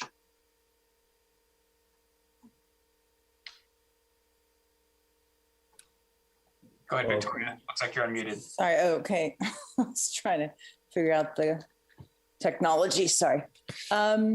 Yes, thank you. Nice to see you again at the end of the meeting, I hope, for you all. A couple things. I hope you received the letter from myself, Ian Martin, Don Goodhue, and Doug Schmitz. I don't want to repeat what was said there, but please read it carefully. It comes from the heart and from a lot of research. I also wanted to address in particular the notion that one could not have known that what the circumstances around this property are before purchasing it. The same report, in fact, the attorney who spoke earlier mentioned this report, the one that postpones the inclusion of the building onto the local list of registry. And you have to keep in mind, that's all that presentation showed was the local list. That same report includes in bold letters the state eligibility. The state eligibility is what triggers the CEQA EIR process and all the care that goes into studying and preserving the entire building. And you heard the applicant themselves, the representatives, say that, of course, that state review must take place on the entire building before it can be touched. So it is hard to understand how you could ask for any action at all, in a way, toward demolition when we all know that the state eligibility, as the staff explained, as the applicant explained, is going to have to be addressed. I do not see how the council can take action actually to overturn the HRB's actions so far with this state eligibility hanging over there. The other thing that would have been known to anyone seeking to purchase this property, of course, is the HRB determination on the last project and how strict they were on studying that community room aspect of the overall complex. And of course, that was backed up by the same 2019 report by the current historic evaluator, who studied that community room in depth for about half of the pages of that report and determined that that needed special care for preservation in order to meet the state criteria. So it's hard to also reconcile the differences in all these documents together. But in the end, the state eligibility trumps everything. And I think you need to uphold the HRB decision by law. Thank you very much. Thank you, Victoria. Mr. Mayor, I got a message. Marianne Shikatans would like to speak next. All right. My name is Marianne Shikatans. I'm a local resident. I'm an architect, past president of AIA Monterey Bay, and I'm a founding board member of the Carmel Preservation Foundation.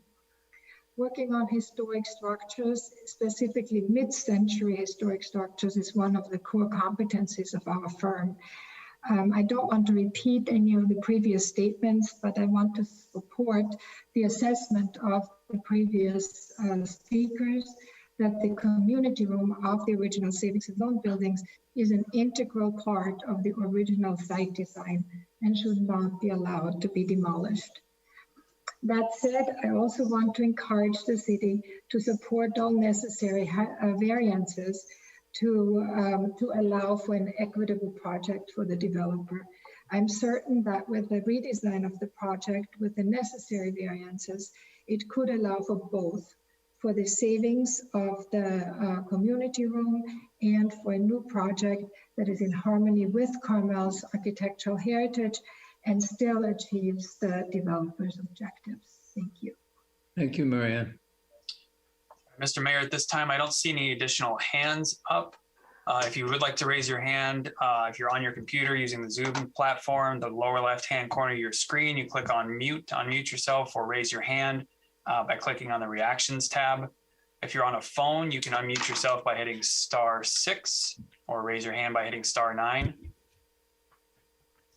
Looks like Thomas Hood unmuted himself. Thomas, are you wishing to speak? Yes, please. Go ahead.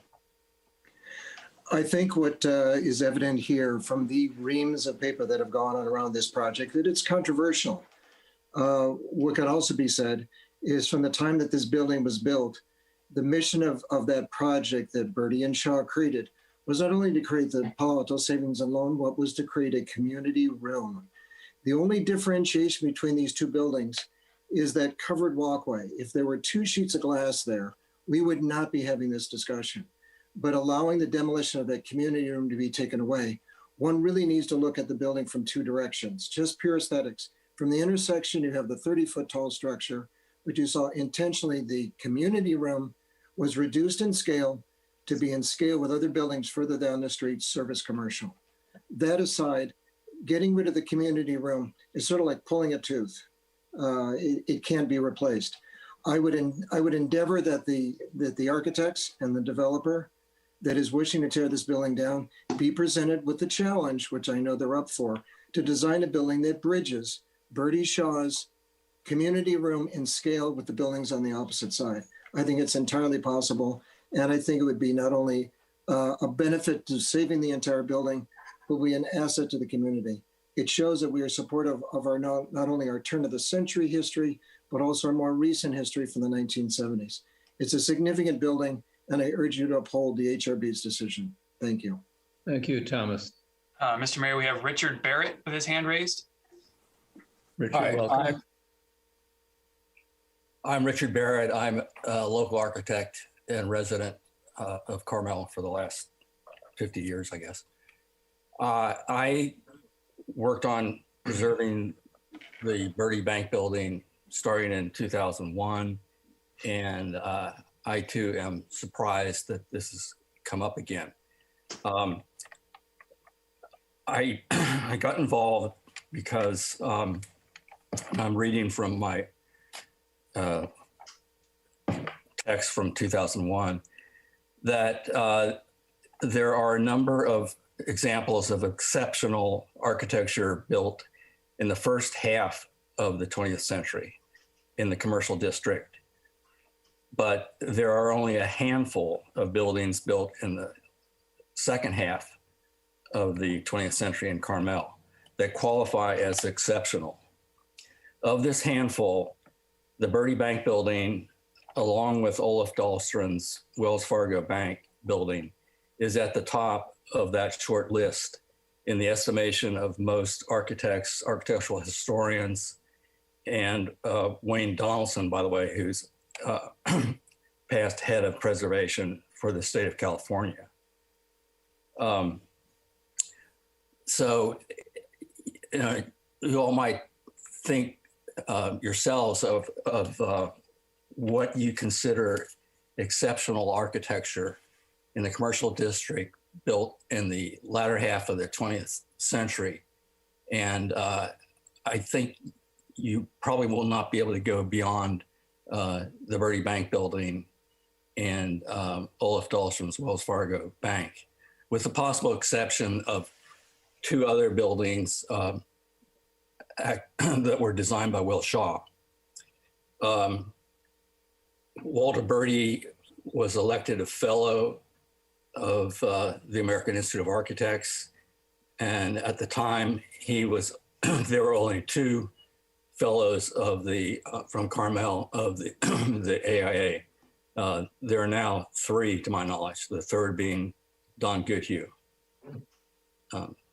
That's concludes my comments.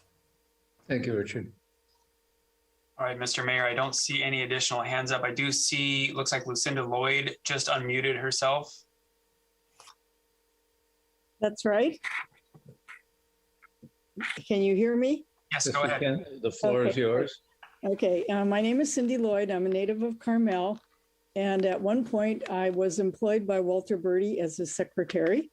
What I want to say is how much I appreciate the comments from the architects who've weighed in tonight. They really hit the nail on the head regarding the totality of this structure, the totality of the project, in that the community room is a part of the whole.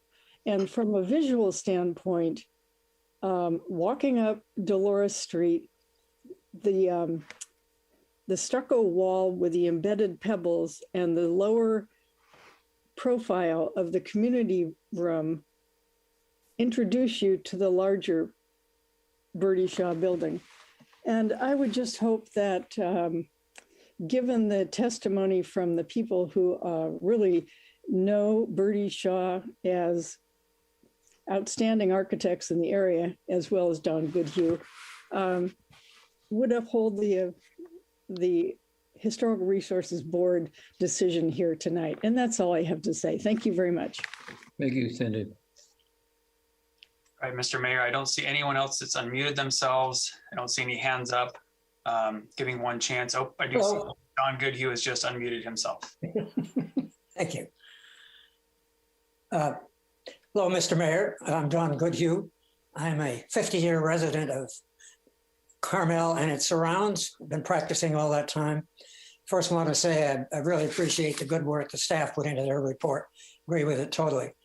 As an architect, I didn't want to repeat maybe what we've written, but speak about the essential architectural aspects that make this building so successful and the importance of keeping the building whole. This is a very careful and deliberate composition of higher and lower roof lines, advancing and receding volumes along 7th and Dolores, creating a very lively streetscape. The community room is an essential piece of that. It repeats the shed roof form of the main building, and it brings it down to the pedestrian level. Removing this volume would destroy the completeness, the balance, and eliminates the separation and the breathing space that the large structure needs. You have a letter from the AIA. It makes significant points.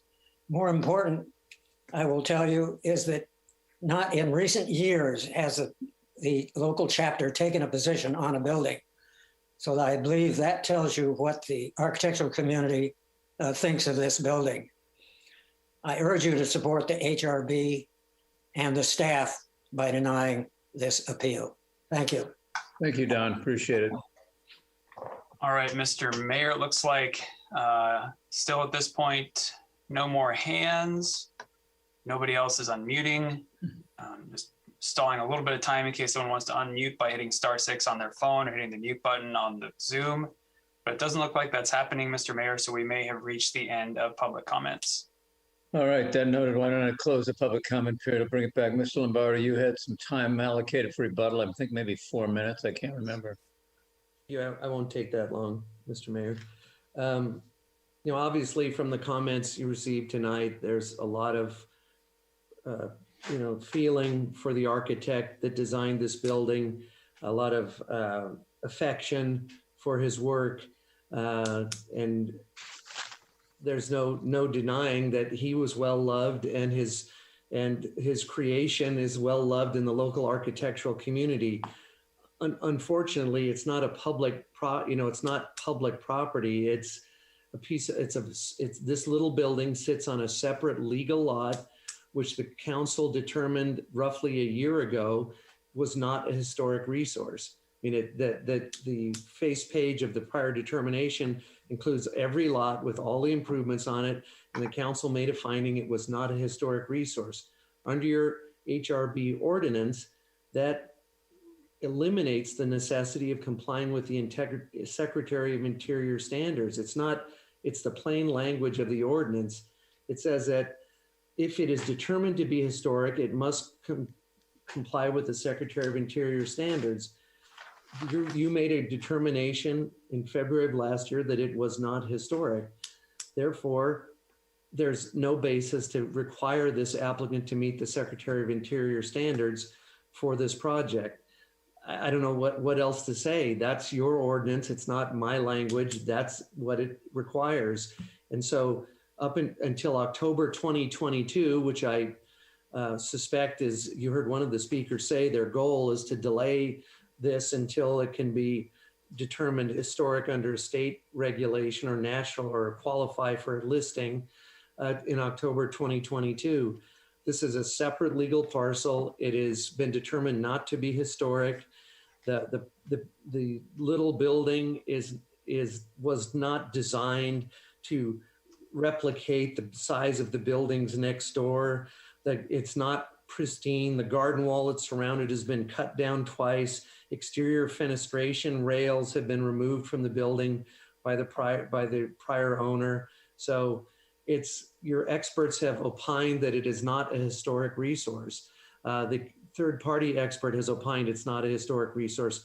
Your body has opined 3, if not 4 times, it's not a historic resource. I'm not denying the passion and the feeling and the love that the local historical community has for the works of Mr. Birdie, but we're talking about a piece of property that someone has purchased after the city council said it was not historic, who is trying to move forward with a project on this piece of property. And we believe that the expert that the city hired is correct. Staff recommendation originally is correct. It is not historic, and under your ordinances, it cannot be deemed to be historic, at least until 2022, as set forth in that page that I showed you at the beginning of my presentation. So we respectfully request, first of all, that we don't think there's a reason to be here tonight, and that you should find that based on your prior determination, you don't need to make another determination tonight. But if you do, we would respectfully request that you uphold your prior determination from roughly a year ago, year and a half ago, that this is not historic and therefore does not have to meet the Secretary of Interior standards. And as Brandon said, and I'll close with this, that doesn't mean the issue is not going to be considered in the city's environmental document for the project. It's just that it's not going to be considered as a historic resource in the city of Carmel because you have rendered a final decision that it is not. Thank you. Thank you, Mr. Lombardo. Before I take it back to council for deliberation and decision, Brandon, do you have any final comments? Yeah, thank you, Mr. Mayor, and City Attorney Brian Pierrick may want to get in on this too, but just a couple of points of clarification. I think, I made it part of my presentation. The action that the council took last year was a determination of whether the site was eligible for the Carmel Historic Resources Inventory. And if you look at the determination that Mr. Lombardo put up earlier, that's what it says at the top.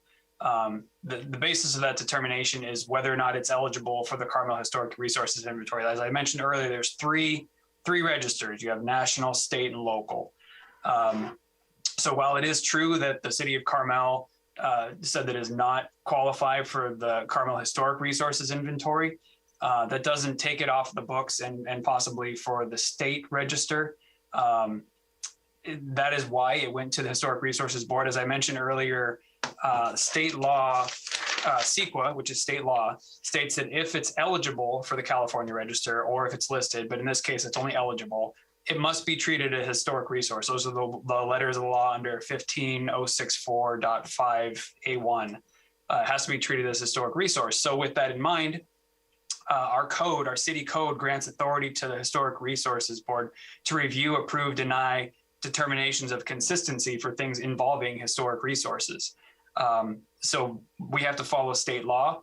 Our HRB is the organization that makes those determinations of consistency, which is why it went to the HRB. And again, I sort of alluded to this and stated this in my presentation. What staff feels, and we talked to city attorney, we feel that this is a different issue being addressed here than was addressed by the city council a year ago, which was just a decision on whether or not it was eligible to be listed in the Carmel Historic Resources Inventory. Tonight's decision is whether or not demolition of the community room is consistent with the Secretary of Interior standards. Thank you, Brandon. Bring it back to council now. Council members, deliberation, discussion. What are your druthers? Jeff. Thank you. Thank you. Thank you, Dave. Gee, all night. I remember the hearing at the beginning of 2020, and I remember that hearing was specifically about putting this small detached community room onto the local inventory. And I remember that because I believe at some point during that hearing, I specifically asked staff if we declined to put it on the local inventory, if we would be hearing it again in this exact forum, or rather if the HRB would be hearing it again when it came up for review under the state guidelines. And the staff told me yes. And I think what we're hearing tonight is the appeal of the HRB that took the same position a few months ago as they did back in 2020 under this slightly different set of standards, which is the state standards versus the local standards. So thank you, Brandon, for clarifying that, and thank you also. I'm grateful Victoria Beach also remembered that and answered the same question.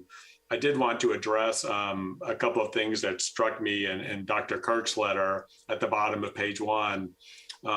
When he's describing the relationship between the larger building and the smaller building, he says, that is to say, the smaller building does not hold a meaningful relationship as a detached garage does to a house. And when I think about history, when I think about my house and my detached garage, and I think about the community room and its relationship to its sort of detached larger sibling, the community room and its relationship speaks to an attempt, a historical attempt by the Palo Alto Savings and Loan Bank to reach out to the community. My garage speaks to my attempt to house my car. It doesn't speak to anything other than that.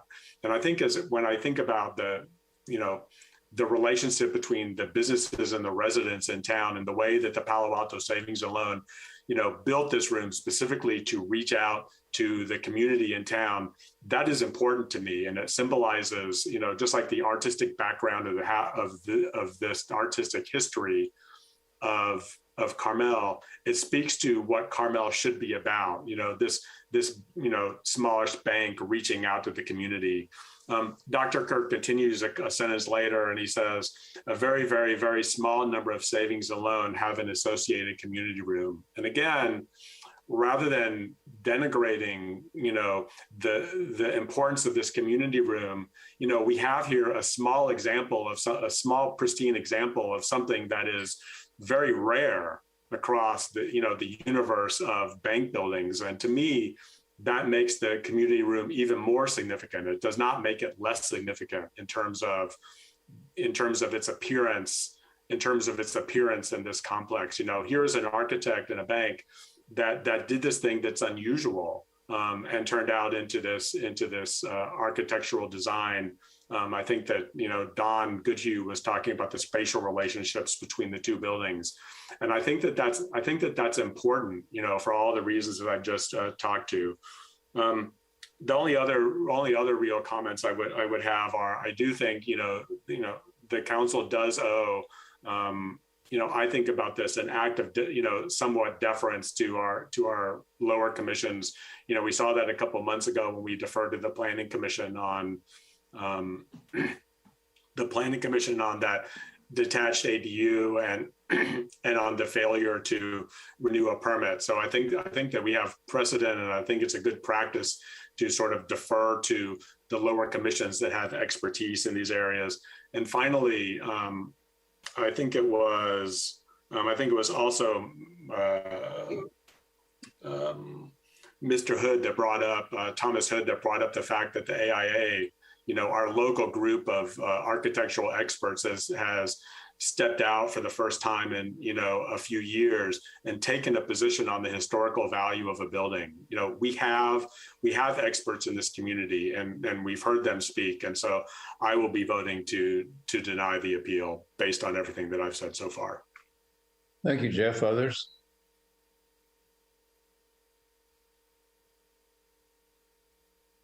Karen. Yes, I am compelled to deny the appeal as well. Not only just for the passion that surrounds this and the community love of this, but the fact that I do believe that cutting off this ancillary, as it was described, building would be a great detriment to the remaining building, because the other building will be greatly influenced by whatever new development goes in there. And while I know we cannot talk about that new development tonight, we can remind everyone that this is service commercial. It is supposed to be a gentle transition into the neighborhood. And what may be proposed may be an intensification rather than a respect of that transition. And I will vote to say no to the appeal. All righty, others? Brandon, I have a question, just simply. So the project's not before us, and it's simply the determination, is it historic or not? The actual demolition's not before us, right? What's before you is, would the demolition of the community room be consistent with the Secretary of Interior standards? So in a way, the demolition is in front of the city council, but not so much as a part of the bigger project, but as part of, exactly. If it went away, would that be consistent with the Secretary of Interior standards? I'm just going to Thomas Hood's comment that it might be possible to incorporate the building architecturally. Just a question. All right. Others? Carrie? Thank you, Mayor. Thank you, Councilmember Barron and Filito. You really spoke to, I think, what's at hand here. I was really, this building has a big, long history. Obviously, I think I am seeing it as one with, it's a whole building, not just two buildings. And it resonates with me that it does transition to the neighborhood very nicely. And I think that, I think we need to see this company, Esperanza Carmel, learn and respect our history and our community. And I think that's what the public is trying to tell them right now. And so I am leaning towards denying the appeal as well. Bobby?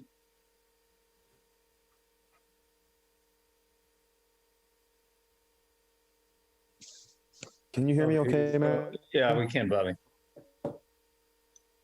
Mayor? Yes, go ahead.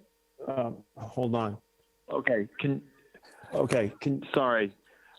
I was on the, I'm on my I'll make it short. As I said in the past, it's really difficult for me to overturn one of the lower commissions. And also, I think it's really important for us as council members to listen to the public comment. And so for those two reasons, although I was a little bit confused until Brandon cleared it up about my vote last year as opposed to today, but I would probably align myself with Carrie, Jeff, and Karen at this point. Well, so I'll opine now, I guess. I've been waiting around the weeds for a little while here. I think it's a good opportunity to send a message to the developer that not everything that is conceived of, may necessarily fly. And so I think there's a possibility of incorporating the building into the architecture that's there. I do think there needs to be a subtle transition from what's there to not some monolithic box or some monolithic, structure that lacks fenestration, that lacks modulation, and is abruptly confronting the street. We already said no to one project on that property that had a significant amount of problems with it. I would suggest that this is an opportunity for them to go back and have a discussion about how can we listen to the community a little bit better. I said earlier that, there does seem to be a history of going forward to the design or proposals and then hitting a roadblock. So perhaps this is another lesson, I don't know, but if there's a motion out there, I think we could move it. Yes, I make the motion to deny the appeal. Second the motion. Just under discussion, I'd say that when I looked at the reasons why we last decided this notice of ineligibility, the argument that was made tonight is this property has no association with important events, people, or architecture that are identified in the historic context statements that represent the historic cultural evolution of the city of Carmel-by-the-Sea. I think what was argued by the public today is that was not an accurate statement for this determination we're making tonight. Might have been okay when we were talking about the Carmel Historic Resources Inventory, but not for this project that's coming before us tonight, not for this determination tonight. So, Mayor, this is Brian. I have something to say. I heard what the motion was, which was to deny the appeal. My recommendation is that the council look to the recommendation that is in the agenda report, and if the motion is going to be to deny the appeal, it should include more than just that. As you can see in the agenda, it talks about adopting resolution 2021-43. So you could move the So I guess what I'm saying is, I think it'd be best to say, move the action recommended in the agenda report. So it should issue a determination of consistency and adoption of appropriate conditions for approval. Would you like me to read it, Brian, or would you like me to just state it as you indicated? I think it'd probably be best to read it, okay. that there's no doubt about what it is everybody's voting on. Good okay. idea. So I would make a motion that we adopt resolution 2021-043, denying the appeal by Christopher Mitchell and upholding the Historic Resources Board's decision to issue a finding of noncompliance with the Secretary of the Interior standards for the demolition of the Palo Alto Savings and Loan Bank Community Room located at Dolores 2 southeast of 7th Avenue in the Service Commercial Zoning District. And that's incorporated. The seconder accepts those. Can that reading? Karen, you were seconded. Absolutely. All right. So we have a motion with a second. We have concurrence on its context. We got to get a roll call vote, I guess. Whereas Brandon, you want to do this, or Ashley? I've got it. It's okay, Brandon. Ashley, thank you. Councilmember Barron. Yes. Councilmember Ferlito. Yes. Mayor Pro Tem Richards. Yes. Councilmember Tice. Yes. Mayor Potter. Aye. It is unanimous. All righty, that concludes at least the public portion of tonight's meeting. We're now going to adjourn into closed session. If there's anything substantive, we'll report that out at the next meeting. Brian, do you agree with that? Yes, that's fine. Okay. All right, so if we could get everybody who's not part of this meeting, the closed session, to depart, that'd be lovely. Ashley, if you can make me the host after you're done clearing everyone else. And I'm going to invite Ms. Goulos here, so she'll join us as well. Please, and thank you.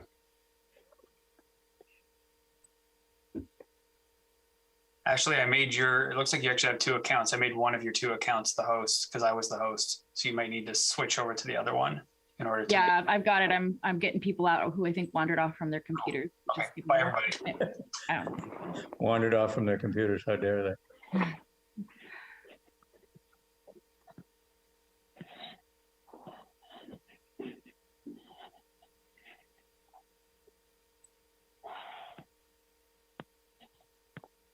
Almost there.